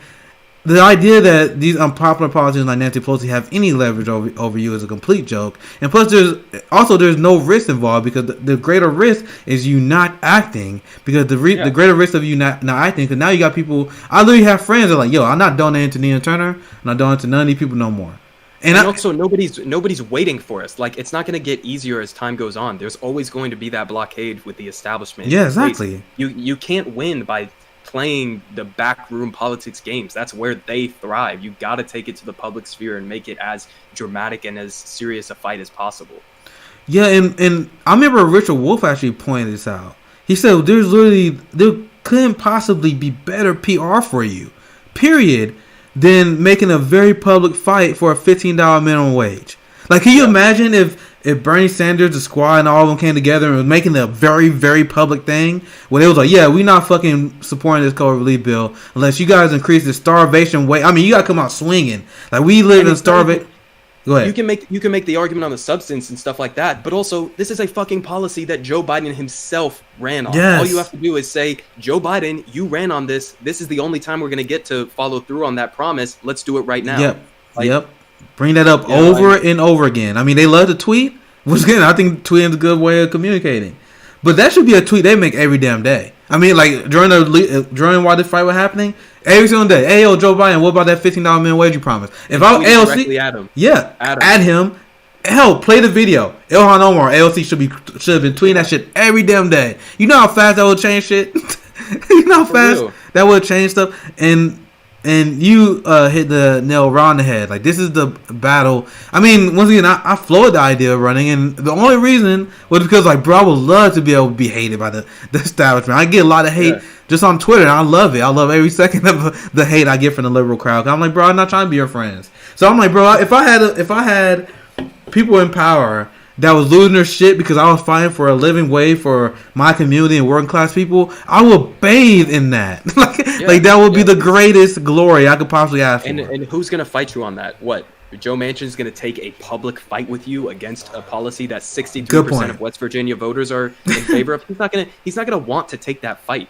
You know what I mean? It was definitely a winnable fight. Yeah, and then once they go after you for demanding this, I'll be like, all right, CNN, Monday, 8 p.m. prime time, Joe Manchin, let's debate it. Like, why not call him out on Twitter? I'll do on Twitter. I'll be like, hey, Joe Manchin, you don't agree with me? Let's meet on CNN. Let's discuss this like civil Democrats. And bro, there was imagine the publicity that would have created. Oh, like, see, I'm getting mad just thinking about it because now I'm thinking about all the missed opportunities. Like, it really is. It's huge missed opportunities. Like, these are winnable fights that they're just not taking. Yeah, and Boots to the Head just left a comment I see on the screen. Go to his state and rally. Like, I mean, what would stop AOC, Bernie, all the big hitters, Ilhan Omar, hell, invite Nina Turner too. Had Dr. Cornel West there. Had like a giant burn. Well, I guess you can't do that now with COVID. Damn, I'll just fuck that up. But you gotta know what I mean. Like, just go to North Korea. Not North Korea. Go to his state and then just talk to his constituents about it. COVID really messed it up. Right now. It went for COVID. Even right now, Biden and Kamala or whatever are going around the country to brag about the COVID bill and whatever. So they definitely could have done it. I mean, the opportunity is there. You just got to take the fights. Damn, like there's little people who just super sympathetic to the squad and always apologize for them, and they don't understand our criticism of them. Their imagination they don't even understand the power that they wield. And people always say, oh, you are. How can you guys be critical of AOC and the squad when they're the only progressives we have in Congress? And I'm like, bro, I'm being critical of AOC and the squad because they're the only progressives we have in Congress. I'm like, you guys gotta make up your mind because you guys. Go ahead. People just can't in their minds. I don't know. There's some faction of the left that can never in their minds separate constructive criticism from like completely tearing everybody down and deciding nothing is worth, fighting for at all. Like, in all of my criticisms that I've made of the squad and everything, it's always been on substance. It's always been on, here's what I think the viable strategy could have been. Here's what you did. Here's what you didn't do. Okay. But I never personally, at least, and I don't know what you've been or what other people have been talking about, but I've never said this is an issue with them being extremely corrupt in the same way that Nancy Pelosi is corrupt. I just think they're kind of cowards. Like, I just think that they don't have the leadership qualities necessary in order to take on these fights. Yeah, I think we're pretty much on the same page on this. Because I explained this on the show with Jackie before. When you say the word corrupt, I mean, obviously the first thing that comes to mind is like the worst possible corruption you can think of. But there's natural and levels of being corrupted by the system that's not inherently negative. I'm just talking about basic human nature. I bring this point up all the time. AOC endorsed Cori Bush the first time she ran against William Lancey Clay because she didn't have a working relationship with William Lancey Clay. And then she got into Congress, and William Lancey Clay, despite him being massively corrupted by the St. Louis Police Department, despite the fact that he was strongly against all these progressive reforms and he'd been a corporate Democrat his entire career, he showed sympathy for the Green New Deal. He worked with AOC on that, and that made her more sympathetic to William Lancey Clay, despite all his issues that was going on with him and his corruption. So once again, if I say AOC was corrupted by William Lancey Clay, is that as bad as saying that she's a corrupt corporate shill? No, I mean, that's just basic human nature. You work with people, you rub elbows with them, and hell, and the thing is, a lot of people don't want to admit this, politicians are really charming people. That's what they get to the position they are right now, because they can say, hey AOC, how you doing today? Hey, how you been doing? You want to go out for breakfast or go out to lunch? They talk to you, and they actually really nice people. I mean, I met Tulsi Gabbard, who I have a lot of criticism of. But when I met Tulsi, one thing that stood out to me, I'm like, God damn, she's charming as fuck. Like, and that's the skills that politicians, even the politicians that we hate, like people like Bernie Sanders, the people who actually met Joe Biden, who wasn't challenging him, because we saw how Biden acted when people like challenge him critically. Like, he actually go like really hard on protesters. Yeah. But if you actually work with him in Washington, there's like people say all the time that Joe Biden is probably the nicest fucking dude you meet. Like, he always like, hey, how the kids? And he would just be like super charming and nice to them. And that's why Bernie became friends with him. He like, yeah, I can see that. Like, I can see Biden, despite having all his disagreement with Bernie, be like, hey, Bernie, how you doing, man? How the house going in Vermont? Like, you just having that friendly discourse with you. And he been in the Senate for a very long time. Not decades, but he been there for a very long time. So he worked with Biden, and that's why he say Biden's friend. That made him be nicer on him. And that's the same thing happened to AOC in the squad. I mean, maybe they rub elbows in their clothes. They had a few conversations with them, and they're like, they're actually pretty nice in person. Which, once again, I never say that these people might be assholes, but they are pushing policies that are horrific. I mean, a lot of them are assholes, but this is the level of corruption I'm talking about. Like, when I say the squad they've been influenced by the Democratic establishment, that's not as going as far as saying, they just sold out. And there's a lot of people I associate with that was like, yeah, the squad sold out. I'm like, I see why you're saying that, but I wouldn't go as far as say they're corrupt. That's obviously as a Christian sentiment, but they are being wined and dined by the Democratic establishment. Well, that's why I would say. At a certain point, yeah, you're right. I mean, you are kind of complicit. At some point, you kind of have to, draw that line in the sand. And if you're not actually taking on these fights where you have the opportunities to take fights, then if you're not corrupt, you're at least complicit in a corrupt agenda or complicit in the maintenance of the status quo. But yeah, I mean, I'm sure some of these politicians are cool in person or nice in person, but fuck that. I mean, exactly. I don't give a fuck. I want politicians to go to Congress with the attitude of, okay, maybe politics is somewhat about relationships, but it's not about relationships with other corrupt politicians. It's about forming relationships within your own community and then going and relentlessly fighting for what your community wants you or sent you there to do. Exactly. Like, your relationships with these other corrupt politicians should be irrelevant. Like, I was sent to Congress, I wouldn't be there to make friends with Nancy Pelosi. I would be there to call out Nancy Pelosi. She would hate me. Oh my gosh, she would hate. They would have to do something about me, because I swear to God, I am not there to be your friends. And once again, that's why me, Jackie, and that's why us at the Fred Hampton leftists, we want to be very critical of these people, because that corruption happens at a human level. Like, once again, I'm not even describing evil. I'm describing what happens when you run into someone who you think is a good person, you think who means well, but at the end of the day, they're corrupt. Because once again, anyone know how I feel about Tulsi. I used to be a giant supporter of Tulsi, but I got a lot of criticism of her now. But it's like, bro, I met Tulsi, and it's like, I see how people become, like the people who actually meet Tulsi, I see how they become Tulsi diehards. Because if you actually meet Tulsi and talk to her, like, goddamn, she's good at what she do. Like, she's really like, and she's just one of many politicians. I mean, when I met her, she immediately took over the room. Immediately was winning people over. It's like a skill that you have, a skill of charisma, winning people over. So and that was once again, I only met Tulsi 2 times. We had a little town hall chat where we met in South Carolina. She had a group, and then we met after she did her initial town hall. It's like, damn, both times, like, damn, man, you really want to root for her. But then as a objective political commentator, you got to call out. It is what it is. I don't allow myself to be corrupted, but I see how that influence is there. Now, once again, that's just one event. I never met Bernie. I can only imagine it'd be the same if someone met Bernie or Nina Turner or someone like that. I haven't met a lot of these people. But imagine the charm I'm describing to Tulsi Gabbard, but imagine that on the Senate floor in Congress, every day. Like once again, when people wonder why I'm skeptical of these people, because I understand how human nature works. I'm like, bro, I literally seeing it in real time, them being winded down by the establishment. So when you it's also like, in addition to it being the wine and dine and they're rubbing shoulders and they're kind of friendly with them, I think it's also like the seniority aspect of it, because you have people like Nancy Pelosi who have been in there for a million fucking years, and Joe Biden and all the leadership of the Democratic Party and Republican Party, really. And then you have, younger politicians who like AOC and Cori Bush and all these people who've only been there for a couple of years. And so they probably have in their head, at least to some extent, like, oh, I kind of have to, as a default, I kind of have to default to these senior politicians because maybe they do actually know more about how the system works. Yeah, exactly. Or maybe they actually do know how to more effectively do these things. And so they get roped into this idea that somehow they're working on the same team. But what I really want is the opposite of that. I want somebody to go in there and be like, I don't give a fuck about how the processes work. Obviously, you have to pass legislation, but the main point is advocating for the policies that you believe in and then fighting relentlessly for them. It's not about forming these relationships that we're talking about.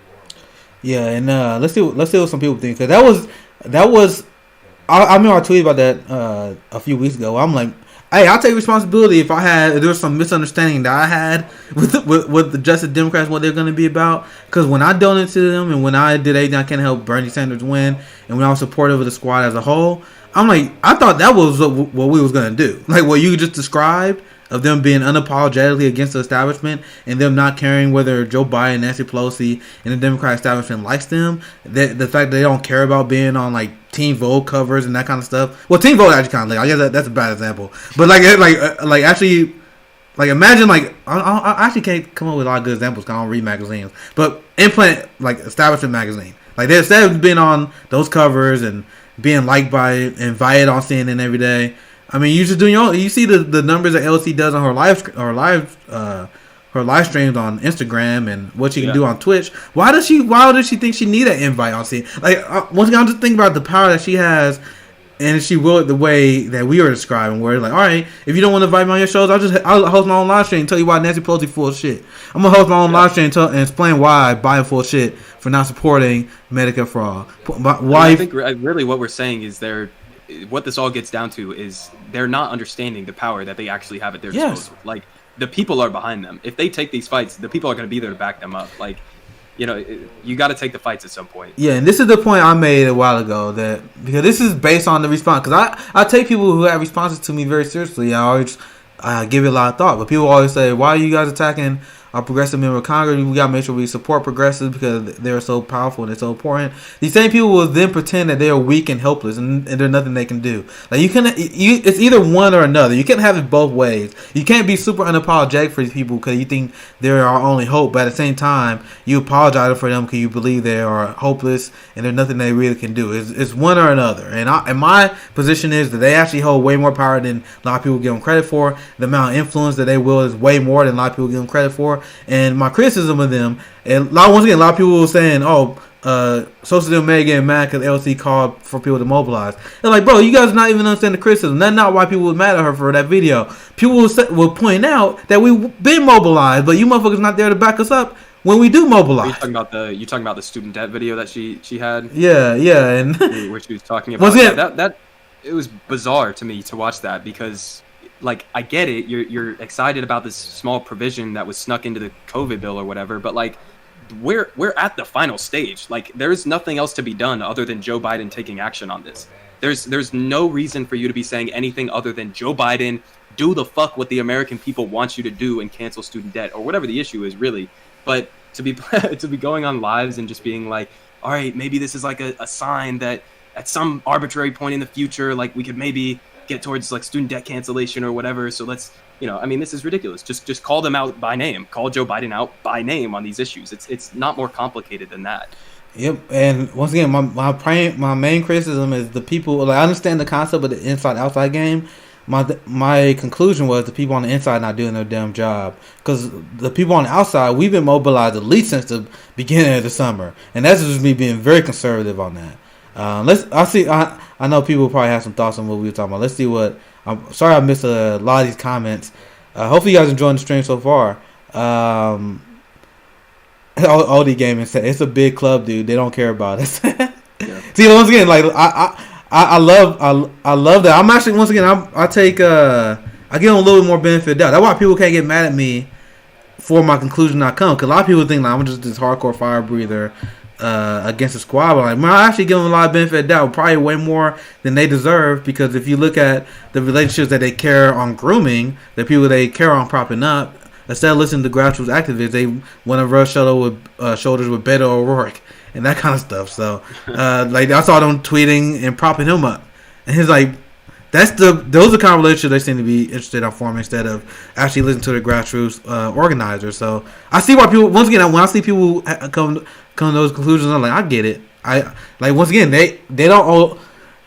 You don't owe them anything. Like if you feel like they haven't done their job, this is why I don't understand why AOC Hive when they were melting down when people were mad at her statement on that video that was floating the last few days. This is what you gotta understand. They're not owed our support. Like just because you feel like they did enough for you and they're doing a good job for you, don't mean people who are poor, disenfranchised, or they expect better out of politicians in general should be happy with their performance. So that's how I feel about that. Yeah, and I mean, it's also, you don't even have to take our words for it. I mean, look at the co-founder of Justice Democrats, Kyle Kalinske himself, who literally was a co-founder of Justice Democrats, has come out and said they're failing to do what we wanted them to do. Like, the whole point of why he made Justice Democrats was to be the insurgency that aggressively takes on the establishment. So, and you know, we saw things like the one of the executive directors for Justice Democrats was going out to defend Neera Tanden during her nomination. That's the day it died. I was like, what the fuck are you doing? Like, Neera Tanden is the embodiment of everything Justice Democrats should be opposing. So they were running defense for her. It's like, I'm like, so it's not about corruption no more. Because I thought this was about people was saying. People was muddying the water with the Neera Tanden thing. Like, oh yeah, she not. People mad because she's not left wing. Like, no, it's corruption. Like, corruption has nothing to do with left wing or right wing. Even if Neera Tanden was who they said she was, which she wasn't. But even if she was, her conflict of interest make it so she is completely unqualified to be head of OMB. Like, she took in money from almost every single industry, from constant foreign government, from banks. I mean, that alone should make every single progressive be against her. But the fact that they came out hardly aggressive for her, that's the day it died. Because there are a lot of people like us who had skepticism of Justice Democrats for a very long time. But there's quite literally nothing they could have done publicly that would have made it so obvious that they are not representing the people who donate and the people who want them to do well originally. And then she didn't even get it. And then Neera Tanden thank God. So they embarrassed themselves for no reason.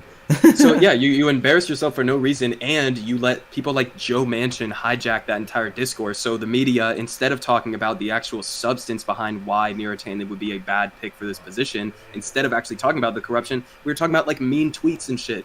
Like, the position, the reason why Neera Tanden didn't end up getting the position wasn't because she was corrupt. It was because Joe Manchin thought that she was too mean to Republicans. That's the fucked up thing too. She didn't get it for the right reason. Yeah, that's the fucked up thing. She didn't get in for the worst reasons possible. Rabbit Fufu said, and this is why I brought up on string as well. AOC is quickly becoming the best and most accomplished cheerleader for the Democratic Party in the history. Well, in the best cheerleader for the Dems in the history of the party. And once again, when I saw AOC, when I saw Justice Democrats become rise in politics, I'm like, oh, okay, we got our number one enemy to the Democratic Party. It actually turned out that they were the best PR Democrats could ask for, which is very depressing. Let's see. I'm gonna get to the rest of the comments. I'm pretty behind, and then we'd wrap it up on there. Jay said 50 years of backdealing politics has neutered politicians' desire for bully bullpit politics. Great point. Once again, like a lot of people may run for Congress, they may want to actually have real change, and then they meet the charming politicians, and their will to fight dampens greatly because they don't want to piss those people off. It's just it's such a powerful technique that the establishment use. They weaponize civility, and it's a goddamn shame that progressive like Bernie Sanders fell for that. like how do you guys fall for the oldest trick in the book? Like civility is a weapon that is used by establishment to. And nobody gives a fuck. No average people give a fuck about civility and. Yeah, no one gives a fuck. Like no one be like no one's like, yeah, I really want a minimum wage increase, but they're really rude about it. Like the fuck. Yeah. Somebody just Rabbit Fufu had a good question. He said, "Can somebody explain how Medicare for All reportedly has 88% approval among Dem voters, and yet lib boomers came out in droves in the primary to make sure Biden got the nomination?" So to answer that question, I would say, first of all, the number one reason why people voted in the Democratic primary was not because of healthcare. If it was healthcare, if that was the number one issue, then Bernie would have easily swept. Because if you look at the state polling from every single state that was polled on this issue, people overwhelmingly supported Medicare for All in every single state in the Democratic primary. But the number one issue why people were voting in the primaries was to get Trump out of office. And of course, it's unfortunate, but the establishment and the media managed to convince a lot of older people that even though Bernie Sanders has the policies that are overwhelmingly supported by everybody, that somehow he was the risky candidate. So that's really why Biden was able to win and got those boomers out there. But yeah, it didn't have anything to do with healthcare, unfortunately. If it did have something to do with healthcare, Bernie probably would have won. Yeah, I mean, this is the biggest problem that we had to deal with the media is how easily they can condition the public to vote in the way that they want. So if anything was about the issues, Bernie would have won by a landslide. I mean, we was winning very early on. Then they made the proper adjustment, and they wanted to make it all about Trump. Meanwhile, I mean, there were studies that show that the media gave billions of dollars of free advertisement to Joe Biden near the end of the election. I mean, the Bernie blackout is pretty well documented, and the corporate media is such a large reason why Bernie Sanders lost. A lot of people forget, because I remember I was on the ground in South Carolina, and there was a poll that came out like 2 weeks before where it was like Bernie Sanders was only like 2 points within Joe Biden in South Carolina, and we were so excited. But then there was a lot of people. There's one thing that people don't bring up enough. There was exit polling that showed exactly why South Carolina happened the way it did. We had a lot of voters who was undecided on that vote, who they was going to vote for, and they made their mind up. And this number, I think, I'm trying to remember on top of my head, it's somewhere around this number, but it was like 60% of South Carolina voters made their decision who they're going to vote for the primary the week of the election. Wow. The week of the election. And then they asked a follow-up question, well, the biggest decider, and they said Jim Clyburn, out of 61%, his endorsement was one of the biggest reasons why people decided to vote for Joe Biden over Bernie Sanders. So you guys understand what that means. This election was stolen from us that last week when Clyburn decided to endorse Biden, and then when the media came out in droves and they did nothing but pro-Biden propaganda. We're like, yeah, this is why Jim Clyburn, and you got all these... and then the funny thing is they was lying. We was on the ground telling people, and we had these sheets passing out all these local black politicians in South Carolina. There was actually, you had more black politicians in South Carolina that endorsed Bernie than Biden. There are a lot of people that don't know that to this day. It's just Jim Clyburn wiped all of that out. He wiped, and that's why I've been on this campaign against black oligarchs, against Barack Obama and the Black Congressional Caucus. Because for the last few decades, they've been one of the biggest instruments of blocking reforms and progressive policies. Because they always take the side of the establishment. That's what Jim Clyburn has done. And the media, combined with the Clyburn endorsement, and once again, the exit polls show this. The vast majority of people made the decision on that. So they agree with Medicare for All. And that's why you have voters who support Medicare for All. They vote for Joe Biden just because the media blast. Honestly, I would guess that if, and this is just me pulling this out of my ass, but I think it's in correspondence with the data too. I would guess that there were probably more voters who were mistakenly believed that Joe Biden did support Medicare for All. Yes. Then there were voters who voted for Biden because he opposed Medicare for All.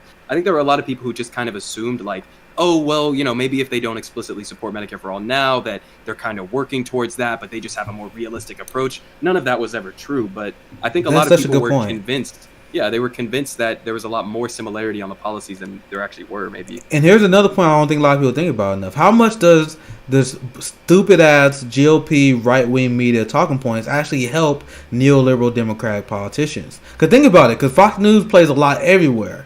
Like, I see in South Carolina, Fox News was everywhere. Like, in barbershops, it was like in stores, you would see Fox News on. And what do Fox News and Sean Hannity and the insane right-wing always say? Joe Biden is a secret Antifa radical grandpa who want to have socialized medicine. So, bro, I swear to God, I think them doing that actually fucked us up. Because there probably some people who don't pay in politics like that, like we did, who saw Tucker Carlson and Fox News, and they probably saw a segment where it was like, yo, Joe Biden, he wanted to socialize American medicine, how he actually is a puppet of Bernie Sanders in the far left, and there was probably a lot of people like, oh hell yeah, that sounds good to me. Like so the right wing media actually probably fucks us up a lot more than a lot of people give credit for, and I think that probably one. I think that's why I think you had a good point with a lot of people who said they probably supportive of Medicare for all who thought Joe Biden supported because they get their news from right wing sources, but they left leaning and they like, oh yeah, I actually think that'd be a good idea, so I'm gonna support Biden because he just like Bernie Sanders, Sean Hannity says so. So I think that probably is a big part of it. Vanity Fair, I saw Megan there point out. Vanity Fair was the name of the magazine I had in mind when I say they're more interested in. I'm just not good at. I'm very horrible at pop culture, so I forget stuff like that. But Vanity Fair was the name of the magazine I was thinking about. Like I don't pay attention to pop culture at all. Like ever since I got on Twitter, I've been banging my head against the wall because I have done an amazing job at tuning out shit I don't care about. I have done it ever since I became a boring ass adult. Like shit, I'm like a hobbyist where I'm obsessed over stuff I really like politics. Like you guys see how much I'm a giant political nerd. Martial arts is something I obsess about a lot. I really love video games is another one. Anything that had to do with storytelling. Like I have my box. I also like programming and history. But if it's not in that box, I don't give a fuck about it. Like people, you can talk to people in real life. Like when it comes to pop culture, when it comes to all that stuff I don't care about, I don't know anything about it. Like if you want to bring up the Grammys to me, I'm like, bro, one ear out the other. I don't know anything. I don't know anything. And once again, I'm not judging people on that. Like if you bring up stuff that I'm not into, like if you talk about reality TV, I'm not gonna know anything you're talking about. I mean, honestly, I'm the exact same way, and that's why I don't usually like on my channel. I barely ever make culture war videos. Like I've made like one where I commented on the Dr. Seuss thing, but that was just because conservatives. Yeah, because they're being so crazy. But yeah, I mean, I don't really like touching on those culture war issues. I think it's really just a distraction in a lot of ways. And it takes up way too much space in politics right now.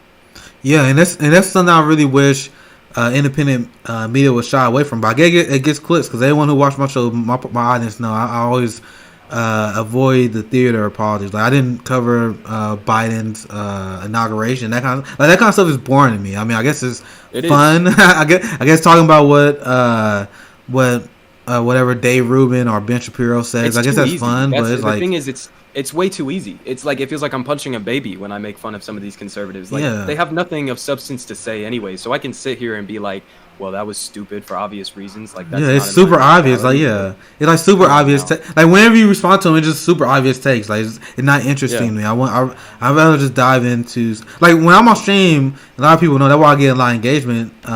It's because we learn about these issues together. A lot of times I have research segments I do, but a lot of times I'm like, oh shit, we got this article about the military industrial complex. Let's dive into that. Like that's kind of what I want my crowd to be. Like pretty much just a group of people who just want to educate each other instead of focusing on just pure reactionary politics. So but anyway, that's why I forget about like what's the name of the fucking magazines people be reading. But Vanity Fair is one of them. Once again, I'm stuck in my bubble.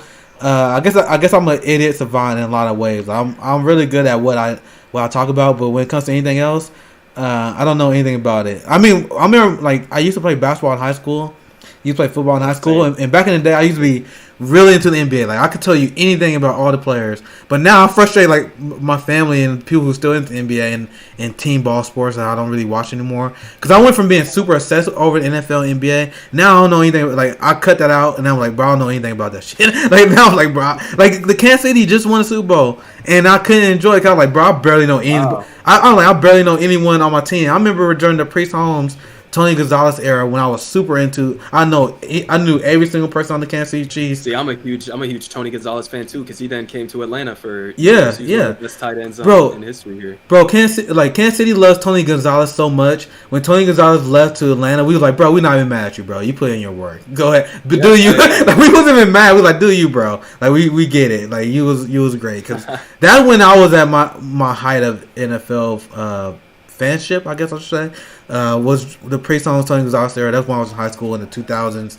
Priest Holmes was still my favorite player. Tony Gonzalez was pretty good as well.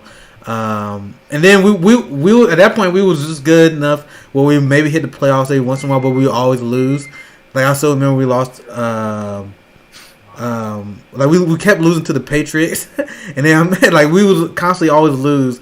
when we had playoffs. And I was like, I used to get really sad. And now I look at it as a 30-year-old man. I'm like, bro, why the fuck did I ever get so upset? Like, I look at it now, like, bro, why the fuck did I ever make that shit? Why did I ever get upset over that shit? It's so dumb. Like, I was like, like people. I remember when we lost Super Bowl this year, people that I'm friends with in real life was so upset. I'm like, bro, you guys are so ridiculous. Like, you guys are acting so. Well, listen, I pretty much already hit rock bottom here in Atlanta after that Patriots Super Bowl when we blew the 24-3. Oh yeah, I can only imagine. Yeah, that was pretty traumatic. I kind of at that point I was like, all right, I can't ever have hope in the Falcons again. Like, this is our rock bottom now. Yeah, and so we pretty much on the same page when it comes to that. I'm so behind the comments. I apologize, guys. Let's see if we can wrap some of these up here. Ryan Mills, thank you for the subscription. Appreciate the support. Hope you guys are enjoying the stream. My boy Matt killing it. We gotta have you on the show more often.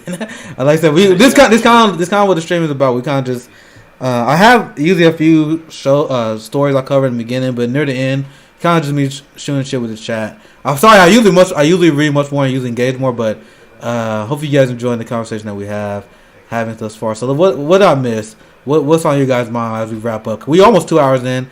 I was planning to do an hour and a half, but I guess I'll answer for you guys' questions before we log off here. Meganator, I think Meganator was pretty much backing up what we were saying. The people who don't follow politics stop buying and supporting Medicare for all. That's exactly what it is. I mean, I talk to people who vote for Biden, they all progressives. And I made a point on Twitter, I'm not going to dive into it that much. But Trump pushed so many people to the left, and I still don't think we will actually understand the extent of the people who are pushed to the left. Because I talked to my dad. I don't think my dad will call himself a socialist, but my dad is still kind of a lib to the point where he like Obama, and he still think the Democrat Party means well. And once again, I don't fight my family on politics too much. I just state my opinion. You agree, you disagree, is whatever. I don't think you should spend too much time fighting your kin over it. Just state your opinion, state your beliefs, and just go on with that. But my dad, I mean, I had a conversation with him. He don't think billionaires should exist anymore. He's like, yeah, fuck billionaires. He think healthcare should be a human right. He think that we should have at least a $15 minimum wage. So I'm like, he don't call himself a socialist. But I'm like, bro, you pretty much you left a capitalist. You left the center and left. Yeah. And I think there's a lot of people who start supporting socialism as a concept as a reaction when they see how much Trump bashed socialism. So Trump derangement syndrome, it's annoying, but it helps them out in some sense. So they see Trump bash socialism, bash universal health care, but since they hate Trump so much, they're like, well, since Trump hates it, fuck it, I'm all for it. I literally think that's a big part of it. Yeah. Yeah, I mean, it could be, and also just blurring the line between what even socialism means. Like, I don't think most Americans could accurately define what socialism is, but... Yep, exactly. The Traveler said, we kind of bouncing around, I'm just getting to the comments. I think Morning Consult said Bernie was polling the best among black voters. Dude, I mean, the lead up to the massacre on Super Tuesday, everything was looking good up to Bernie, to the centrist form Voltron. I mean, when you look at the black voters, even at post-election, liberals always spin it as Bernie. Hold on, my Discord messing up. Oh, Jesus. All right. That's how I know I've been on long string because Discord starting to act up. But like I was saying, even liberals still lie about this to this day where they say black voters rejected Bernie Sanders. It's not true. I mean, if you look at the numbers, Bernie won the youth black vote. And then if you look at the numbers even more, when you look at Gen X, the numbers was only within like a few points. It's once when you get to the black boomers, which I shit on relentlessly, that's when the blowouts get giant. Because once again, I say Bernie won the youth black vote, but if you look at the other demographics, like 35 to 50, Bernie didn't win that, but he only lost it by a very small percentage. So to say that black voters rejected Bernie is not even true. The black boomers rejected Bernie. And that's why I'll go hard on an them. age thing across the board. It was more of an age thing. Like, overwhelmingly, by the same percentage that Biden was winning old voters, Bernie was overwhelmingly winning, like, what, 90% of the voters under 30? Like, it was ridiculous. Yeah, I mean, that's why I always preface this by saying this. I think my boomer friends will appreciate me. I mean, I got nothing but love and admiration for left-wing boomers because they literally faced a lifetime of propaganda, and they're despite a lifetime propaganda, they're still like, fuck you. I don't believe it. So they are amazing in that sense. So when I shit on boomers, I was like, bro, I hope you guys understand. I'm not talking about y'all, right? Because every once in a while they'll get mad. Like even people who are lefty boom, like, oh, you should talk shit about an entire class of people. I'm like, bro, it's not me talking shit about an entire age of people. It's not me being ageist. It's me quite literally looking at the numbers and coming to a conclusion that you guys fucked this shit up for us. like that's not me like trying to be ageist. That's just the fucking facts of the matter. Black boomers sold us out to the police state. Multiple times. I mean, they did it when they was supportive of the crime bill and the Black Congressional Caucus supported back in the 90s. And that's what white liberals used to say to us when they used to apologize for Biden and Hillary Clinton. They're like, oh, you know, the Black Congressional Caucus and a lot of black voters support the crime bill too. And then if you did the breakdown back then, it's the same as it is now. Where they say, well, it was mostly you black people and black activists that were speaking out against it, but it was the older black voters in the Black Congressional Caucus who were supportive of Bill Clinton and the crime bill. So once again, it's the same dynamic. So we had decades and generations of us selling us out to the police state, selling us out to the Democratic plantation. So it's not me being ageist, it's just me pointing out a damn fact. And once again, that was me saying I have admiration for people who are lefties, who are boomers. But don't apologize for your generation. I shit on young people too. But the facts are the facts. I'm not going to hold back. And honestly, when you look at climate change, I mean, despite all the problems that are going on right now, despite the COVID pandemic, the economic collapse, we still got climate change to deal with. So that's going to be fun. Thank you, boomers, for leaving us with that. Yeah. So I'm not going to apologize. I'm sorry if you get your feelings hurt. But just know if you're a lefty boomer, I got respect for you. But if you get your feelings hurt because I talk shit on boomers, despite all that caveat, fucking whatever. Deal with it. Just deal with it. Let's see. What else am I missing? There's a lot of comments. Let me find some more here. Oh yeah, Megan Harris said I'm a big pop culture fanatic. I know my friend Forgivici is too. She's big into reality TV. She was telling me. Have your interest. I wasn't bashing those interests. I was telling you guys what I'm into. Like I'm very upfront about who I am. I always tell people I'm not like this cool person. Like, I'm just a guy I'm very interested into the stuff I'm interested in. That's what my Twitter bio literally says. I'm a political martial art nerd. That's literally who I am. That I'm not pretending to be anything else other than that. So I guess I'm a nerd in the sense that, I mean, whenever people get around, they talk about what's happening in reality TV and music and Grammys. I'm like, bro, I'm gonna be lost. I'm gonna be lost. I guess that's not my crowd. I was super jealous at best on Twitter when he was quote tweeted by Cardi B. Once again, I know nothing about pop culture, so a lot of people didn't like Cardi B, and they was like rolling their eyes when she got part of the Bernie campaign. But once again, as someone who knows nothing about pop culture and someone who knows an embarrassing little amount about Nicki Minaj and Cardi B, I was like, bro, I like them because they were supportive of Bernie Sanders. That's where my analysis of Cardi B and Nicki Minaj ends. That's where it begins and that's where it ends. Like, damn, they fucking class traders. Holy shit, I love Cardi B. I love Nicki Minaj. And people like they were dope in the primary. Yeah, they were really coming out. They were doing a lot of events and shit like that, which is good because their fans, you know, they might be people who are not interested in politics at all. Just like we're not interested in that type of pop culture type shit. Their followers might not be into politics. So, it's pretty big to have people like that coming on. I remember people be like, oh, why y'all, Cardi B is this, is that, Nicki Minaj is a hack, this and that. I'm like, bro, I don't care about none of this.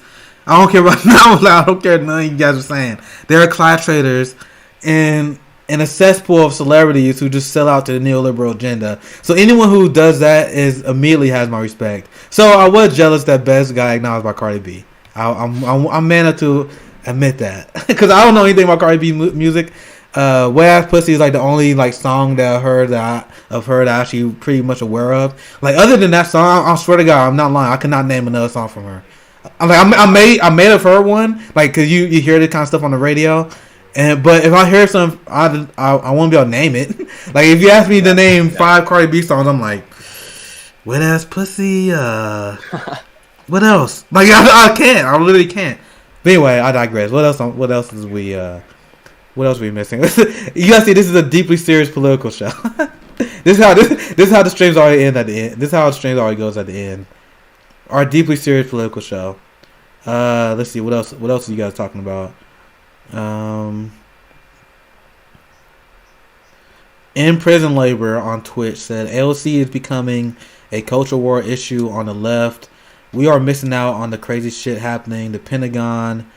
He perceived. Let me find where the rest of his comment goes. So he said AOC becoming like a culture war icon on the left, and they are missing the crazy shit that's happening like on the Pentagon. The Democrats not using the Congressional Review Act to reverse Trump's policies that would make climate change policies difficult. David Dan covered that shit. I didn't look into that. Like that seemed very interesting. I want to look at exactly what you're talking about there, but that's that's the criticism I levied on AOC before. Once again, they have their roles on the inside, and like when it comes to the inside outside game, I understand the concept because I understand that they attack Republicans sometimes, but instead of focusing so much on Ted Cruz and focusing on Fox News and debunking Tucker Carlson and all of them so much, spend a little bit more time bringing up foreign policy and state violence and that kind of stuff. That's all I ask for.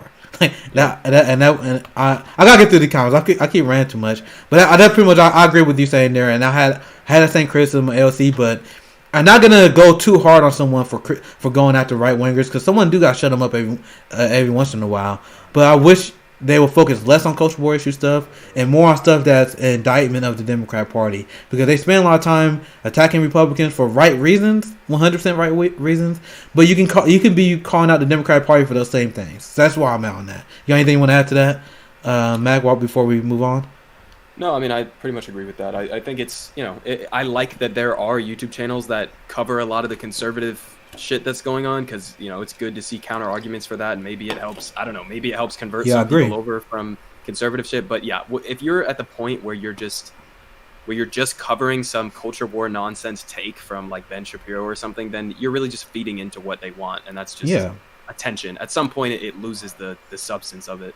Yeah. Once again, I guess once again, there's good value. Like I said, you can flip some people, but you can flip. I have constant stories. I don't like bring it up all the time because after a while, I guess I get bored of me just talking about that. But I flip conservatives all the time. You can flip conservatives by having conversations with them on a local level, and I guess those YouTubers can flip conservatives by exposing Ben Shapiro. But that's not the only path. Though I want people. It's also easier to flip conservatives when you start a conversation by being like, "Yeah, fuck Democrats. They're corrupt as hell." Yeah, because that's the best way. All of them already have that understanding, so all you have to do is get them to understand that applies to Republicans as well. It's a better route to going about it, I think, for sure. For you to say, Nick, do you got your chainsaw handy? That's an inside joke you guys will never understand. Maybe one day I'll explain. Mr. Valoraf said anything but the Eagles when it comes to the NFL. I'm a little bit behind on the comments here. Jackie in the comments. God damn it, Jackie will try to get me canceled again, huh? Me and Jackie, you guys are gonna see Jackie on the show much more often. I think we are trying to do a Monday and Tuesday show. She always brings the heat. She killed the game yesterday. So once I listened to you guys, I heard the criticism, which are 100% legit, because I don't really have a schedule. I just kind of stream when I get a chance to. It usually around the same time, but sometimes I'm like, oh, I'll stream it today. Sometimes I can't, but I'm gonna try and work out a schedule and be consistent. It's really hard though sometimes due to life circumstances, but especially with the work we're doing with the Fred Hampton leftists, I'm gonna have to nail down schedule more often. So Megan there said it's her show. I forgot it's Jackie featuring Nick. I forgot I forget. She always hijack the show whenever she's on, but we love Jackie here. All right, what else? I'm probably not have to shut up, so I'm getting so behind some of the comments. This is a new name here. I'm glad to see you on stream. What's Pinen? I'll butcher your name, but all right. She said my parents, who are New York liberals, thought New Biden would be open to a single payer system or at very least a public option. Backing up exactly what we just said, Mac. So many people. He's not even talking about the public option anymore. Yeah, that's not even on the table for him anymore. Yeah, so that literally back up exactly what we said. There's so many people that were supportive of Biden because they thought they're gonna back up policy that we agree with. So the people who think Biden winning was some sort of mandate for centrist political ideology, that is so misleading on so many different levels. So many different levels. It's really absurd. In fact, I would say Joe Biden, had it not been for the circumstances with COVID and the economic crash, that he would have gotten obliterated by Trump. 100%. And like People sometimes bring that up to me because I did have takes back during the Democratic primary where I was like saying Bernie Sanders is the stronger candidate and that Joe Biden will get clobbered by Trump. But I stand by that. At the time, before COVID and the economic shit, Joe Biden most likely would have gotten clobbered by Trump. I mean, the only thing that he had going for him was like being moderately more competent in just like the logistical handling of some of this stuff. Yeah, and people who follow my content knew exactly where I was on this. Because before the COVID pandemic hit, I said that Bernie Sanders is the best chance stopping Trumpism. And I said it was going to be Joe Biden versus Donald Trump. He was going to get slaughtered. And then I was one of the earliest leftists that was ringing the alarm bells. I guess alarm bell is not the right term for it. But there were still a lot of leftists that was saying that Biden is going to lose to Trump throughout the course of the campaign. But I remember in the summer, I was like, hey guys, I think Trump not get fucked up. Because the reason why I thought that Biden was going to lose to Trump, because Trump could outflank him in terms of a populist rhetoric on the left and attack Biden on his war crimes and his corruption, the same way he defeated Hillary Clinton. But two things changed. The first one obviously being COVID.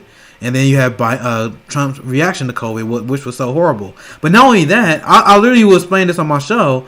I was like, guys, Trump is running a horrible campaign. Like I was like shocked because everything that he did that was successful against Hillary Clinton, he abandoned against Joe Biden. Instead of attacking him on his crime bill, instead of attacking him on his Wall Street connections, his support of repealing Glass-Steagall, and his support of the bankruptcy bill, his support of all these horrific policies that bankrupted the middle class, he was pretending that he was a puppet of Bernie Sanders.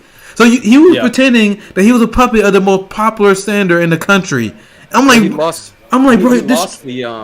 lost the substance of it too, because he was like you said, against Hillary Clinton, he was running on a little bit more of the substantive issues, and then he got in office and he didn't back any of it up. He put people like fucking what's his name, his Treasury Secretary, I'm blanking on his name right now, but Steve, I forget what his name is. Yeah, whatever. His Treasury Secretary.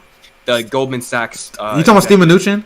Yeah, Steve Mnuchin. Oh, yeah, Mnuchin. But so he didn't follow up on all of those things that he was criticizing Hillary Clinton for, and basically, adopted a lot of the mainstream establishment positions on those policy issues. So when it came to 2020, he had nothing left because he couldn't run on, hey, I'm going to do this about trade, or hey, I'm going to end the wars, or hey, I'm going to be doing this, because you had the chance to for 4 years and you didn't do fucking anything about any of it.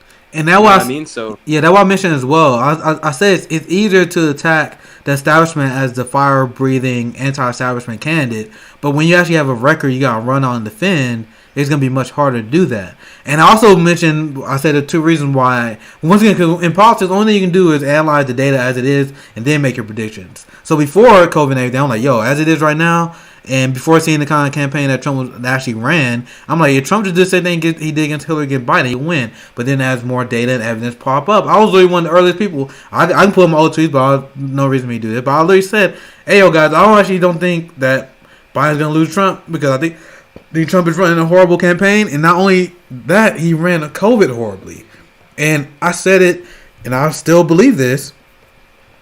Trump could have did a shitty UI, like a very mean-tested, horrific version of a UI, and he could have provided health care to anyone in the pandemic. If he did that, he would be Biden by a landslide. Cause do you remember the Trump bucks?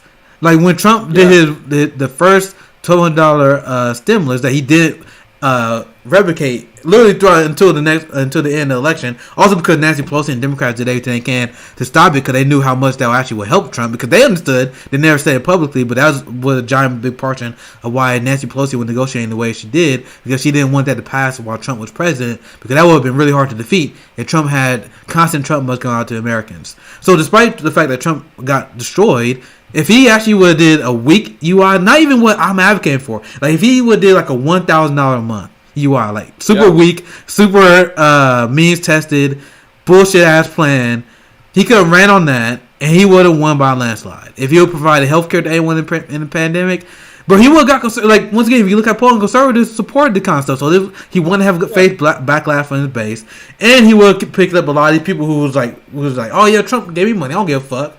Like, he would have won. But then I combine those two facts, and I was warning people at the time, like, bro, all you people that say that Biden's gonna lose, like, you guys are making your prediction way too hastily without actually looking at the evidence. So I I was not wrong on that 1 second. I was playing to people as it was happening while changing my mind. Like, okay, this is not Biden's about to fuck him up. And I was right because the campaign then ran, because them pretending that Biden was way far left than he actually was. He lost in an embarrassing way. He lost by 8 million votes in the popular vote. So as much as MAGA want to complain about election integrity and all that, and I made this tweet. I remember so many conservatives got mad when I said, "I'm like, bro, I don't want to hear it because you lost by 8 million votes in the popular vote. If you lose the popular vote, I don't think you should win. So at the end of the day, you got your ass stomped. So I don't want to hear shit about your so-called election integrity or whatever." Yeah, exactly. All right, let's see what it was. I'm already getting behind the comments. We about 2 hours in, but we having we had a fun time. Let's see what else we missing. Jackie in the comments causing trouble. That's all I see. OD Gaming said, let's see what they were talking about. Ted Cruz was able to shut down the government with House Republicans. Ted Cruz will actually hold his vote, unlike AOC, for the wrong reasons, obviously. Yeah, we were kind of bringing that up earlier, how you have neoliberals like Joe Manchin, conservatives, they actually know how to will power. So the question is, like, are progressives in Congress, are they being willful idiots, or are they just really that naive? Either way, the answer is not really that good. I'll let you guys ponder what that is. Let's see. The same. What seems say really hard to seriously criticize a stupid right wing culture war take without entering shitpost territory. Yeah, like when you focus so much. Once again, you can. I'm not gonna get mad at people commenting whenever Charlie Kirk says something racist, but it's like if that's like the basis of your identity, then you're kind of just shitposting. So I like that comment. You're just being a reactionary to a reactionary. Like it's just one step removed. Yeah, and once again, I think I'll take that nuance. Because once again, I think if they say something really crazy, I don't mind you covering that. But if you're seeing a constant trend was like every goddamn day you covering what they say, all right, now you're. That's why I like the comment. Like, yeah, you really are shit posting at that point. All right, let me try and get through some of these comment faster as fast as I can. We got 2 hours, 2 hours in, but it was a pretty good stream, I believe. Megan there said it's a jacking for giving you deeply serious political show. I'll tell you, it's gonna happen one day. It's gonna happen one day. Once I can get forgiven you on stream, she's a little shy. Jay, he always leave really good comments. Said, remember when LC and the squad expressed their feelings in an attempt to force Howley and Cruz to resign? Maybe we have more of that effort for Medicare or for 15.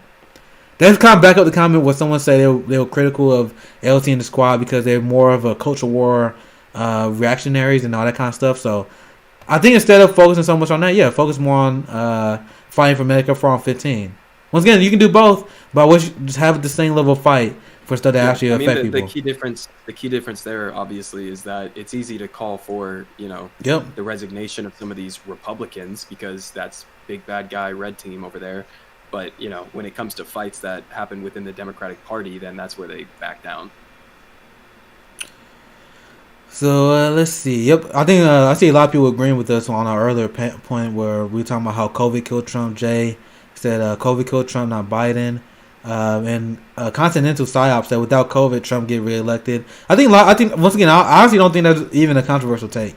And I see a lot of people agreeing with it. Like, it doesn't make it. Like, Biden was an electoral joke throughout his entire career. He was forced to drop out. He was embarrassed the other 2 times he ran, but couldn't get over 10% in the polls. I mean, Biden has been, on terms of national politics, always been a joke electorally. And because of Trump and COVID turned Joe Biden to an electoral juggernaut the likes we never seen before. Like, it really honestly, it was a race to the bottom. Like, that's how I remember covering this when the race was going on. I mean, both campaigns were really pathetic and not touching on the actual substantive issues. All it would have taken is for one of them to step up to the plate and do something that was popular, but it was like they both were trying to outdo each other with their shitty, pathetic agendas and distractions. This piggybacks on the point you were making earlier. Meganator said if Kamala Harris done her job, Steve Mnuchin would never been Treasury Secretary. Yep. Hope you guys realize the big protection racket in D.C. This is why I don't fall for Trump derangement syndrome, and this is why I despise partisan politics. That's why you see Kamala Harris give DAP and be very friendly with Lindsey Graham. And you see Kristen Sinema, before she voted against a $15 minimum wage, gave Mitch McConnell a nice pat on the back because she wanted to make sure that Mitch McConnell saw her action. I want you guys to understand what we talk about when it comes to corruption earlier, like just simple human interactions. They all friends. It's just one giant club, and you're not in it. So once again, that's kind of exactly what we see there. Rabbit Food said liberals be like, it would be an honor to have Biden shoot me in the legs. And I had a tweet earlier. I released a few days ago. Well, I really do think this is a giant problem. I think, and this is a problem that been in American politics for a long time, especially during the Reagan era. But I honestly don't see how anyone can say it's not a bigger problem now. The worship of politicians in our ruling class is the biggest, one of the biggest problems that we face right now. Like when I see the sycophantic behavior around Kamala Harris and Joe Biden, which honestly you can argue say is mostly paid for and not real. I will acknowledge that as a counter argument. If you want to rebuke me by saying, "Oh, it's not really that big a deal. It's mostly just paid sock puppet accounts and people who are just arguing in bad faith." I guess that's a counter argument. But there is a legit amount of people who really are Democrat sycophants, and the people who are and we see it even now with AOC in the squad, and those people are. They are tools. They are our biggest obstacle towards progress, I would say. So I guess the counter argument said maybe a lot of people not really supportive of politicians. Like we see 50% independents. 50% of people are independents in this country now, but the people who are partisan, they are really, really fucking partisan, and it's a giant problem. Let's see. Continental Psyop leaving good comments. I'm noticing it here. Trump descheduled cannabis, and I would have voted for him. See, that's another thing. Like, bro, if Trump just legalized weed, bro, like once again, that's not something that would face big pushback from his base, and that would easily been one something that could that's one of the things that was like up in the air. Like whoever would have done that would have won. Like if you had Hillary Clinton or Donald Trump who was supportive of legalizing weed, that would decide that race. If Biden would have been all for legalized cannabis, that would decide that. Like that was one of them issues that could easily decide any of the last few presidential races. So that's a good comment there too as well. Let's see what else we have here. I'm almost getting there. I love that you guys have a pretty good conversation among yourself. I ain't reading some of those. I just want to read those that kind of bring up the subject that we was talking about. Do you think Biden will adhere to Trump order to withdraw the Afghanistan troops on May 1st? No. Zero. Yeah, I was about to say no way. No way. There's literally no way that I'm pretty sure I just saw an article yesterday that was Biden coming out saying like, oh, he doesn't think that they're going to be able to meet the or that like it'll be a difficult deadline to meet. So yeah, he's definitely not going. Continental Psyop with another great comment. Based on what we were talking about regarding the AOC culture war thing, so asking your political opponents to resign is weak sauce. Just crush your enemies and get material improvements for your people. That's a great comment. Because that was a lot of liberals were doing, and I was kind of rolling my eyes. Like, yeah, I got no love lost for Ted Cruz, but the whole resign Ted Cruz thing, like, all right, do you really think Ted Cruz is going to listen to you? And do you think you're going to win sympathy? They thought they were going to get Trump to resign. Yeah, and it's not like one of the things that you win sympathy from conservatives, because not like conservatives like, yeah, I think the liberals are right. I do think he will resign. They don't respond that way. So yeah, it kind of just show. That's a good comment as well. OD Gaming said Biden has the worst political instincts of any politician. He's literally a placeholder president. Yep, I discussed that as well, and that's why I think Biden is terrifying because the media complicity he had. And I showed a meme a while ago that pretty much highlighted the fact that Biden literally did nothing to win the White House. I mean, the media ran his entire campaign, and the media is literally the reason why he's president right now.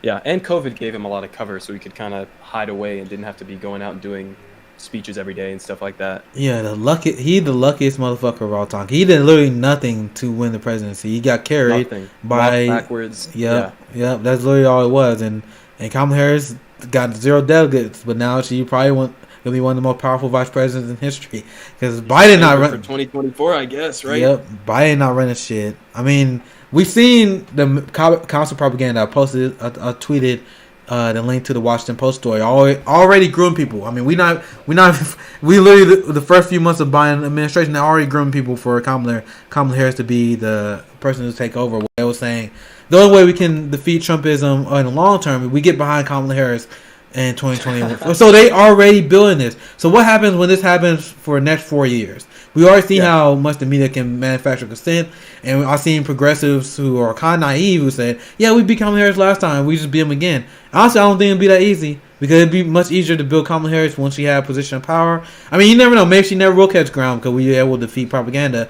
But it's going to be really hard. I think it'd be much harder to defeat a former Vice President Kamala Harris than it was to be a newly elected Senator Kamala Harris. So we see. Yeah. Hopefully, I'm wrong on that. Hopefully, that's one of the things I can look back and say I'm wrong. But I think it'd be really hard to defeat them, especially when we have progressive politicians who are willing to call them their friends, not willing to call them out the way they need to. Yeah, in order to I'm still waiting to see who would be that person to step up to the plate in 2024 from the progressive angle. Like, I don't even know at this point. Obviously, Bernie's going to be too old. I don't even know who's going to be able to step up and challenge. Yeah, who like fucking you said, knows? Like a vice president. Like, she's going to have a big advantage going in. So you need somebody who's going to be a flamethrower and really be willing to take that on. All right, yeah, there's going to be. Yeah, it's going to be really hard to find a person stepping up right now. Anyway, I guess we cross that bridge when we get there. Sorry, but I'm in there. We got 2 hours in. Yeah, we had good conversation. Yeah, we had a good conversation with my friend Mac, good politics guy. He got a lot of good takes on Twitter, so I'm glad to finally have you on stream.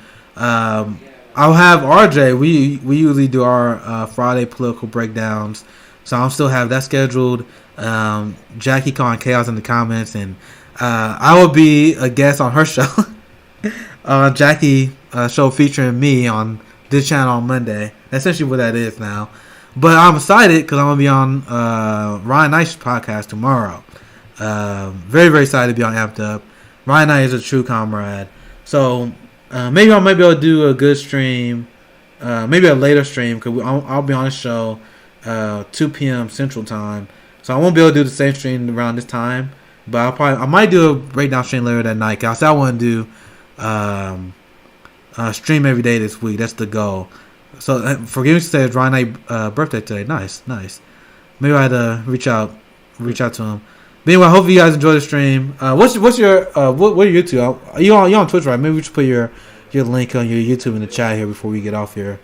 Yeah, I mean, I have a Twitch account. I'll probably be streaming soon, looking to do that more often. But I also just have a YouTube channel. It's just Good Politic Guy, and you can just Google it or YouTube it or whatever. Yeah. I like Twitch. Twitch is really fun. I like interacting with people in the chat, and plus YouTube is pissing me off because they pretty much like ever since I became monetized, I was like, oh shit, they're just gonna demonetize all my shit anyway. Because I made a video about how the police is one of the largest tools of white supremacy in our country. They said, hell no, demonetized. I'm like, oh, okay. Oh, yeah. So all my shit not gonna be monetized anyway. And the algorithm all fucked up. So I'm mostly focused on Twitch, but I got dual stream on YouTube because I do have people that prefer YouTube, but Twitch. I think Twitch is unless you already had that established platform before they start cranking down left wing voices like people like Kyle Kalinske, the Humanist Report, Rational National. Those people, they got there before the crackdown happened. That's why they were able to build their base. Or if you're like someone who's known outside of that, like if you're a comedian or something like that, you can grow well on YouTube. But for independent content creators, it's really tough. I'm not saying that you shouldn't be on YouTube. I'm not saying that at all. It's good to put all your stuff out there, but I think Twitch and other platforms. I need to get on Rofkin. I've been sleeping on that. I think that's next. Megan Air was telling me I should do that, and I know a lot of left content creators that's on there as well, but YouTube is not friendly with this. I think it's only going to get worse because they already cracked down on independent content creators. But anyway, I hope you guys enjoy. I see a lot of people left good comments and enjoying our panel. So we're going to have you on much more, and I'll be more than happy to join your streams as well. But tomorrow I'll be on Ryan Knight. Maybe I'll do a late night stream on tomorrow to kind of sum up what we talked about. I know I'm going to be talking about my article I wrote. That's the one topic that we talked about is going to come up. So I'm going to radicalize Ryan Knight's audience on defund the police. Ryan Knight, he does great work. I don't know how much he talked about that, though. I don't know how much he talked about police abolition. So I'm very excited to bring that up with to his audience. So anyway, check out Good Guy Politics. Subscribe to YouTube. You got to put good content out there. Also had great tweets. Anything else you want to plug? Anything else you want to add on before we officially call it? I think I'm good, man. Thanks for having me on, and good luck with Ryan Knight's podcast. Hell yeah, bro. Hell yeah. Anyway, thank you guys for checking us out. Did the Progressive Martial Artist sign out.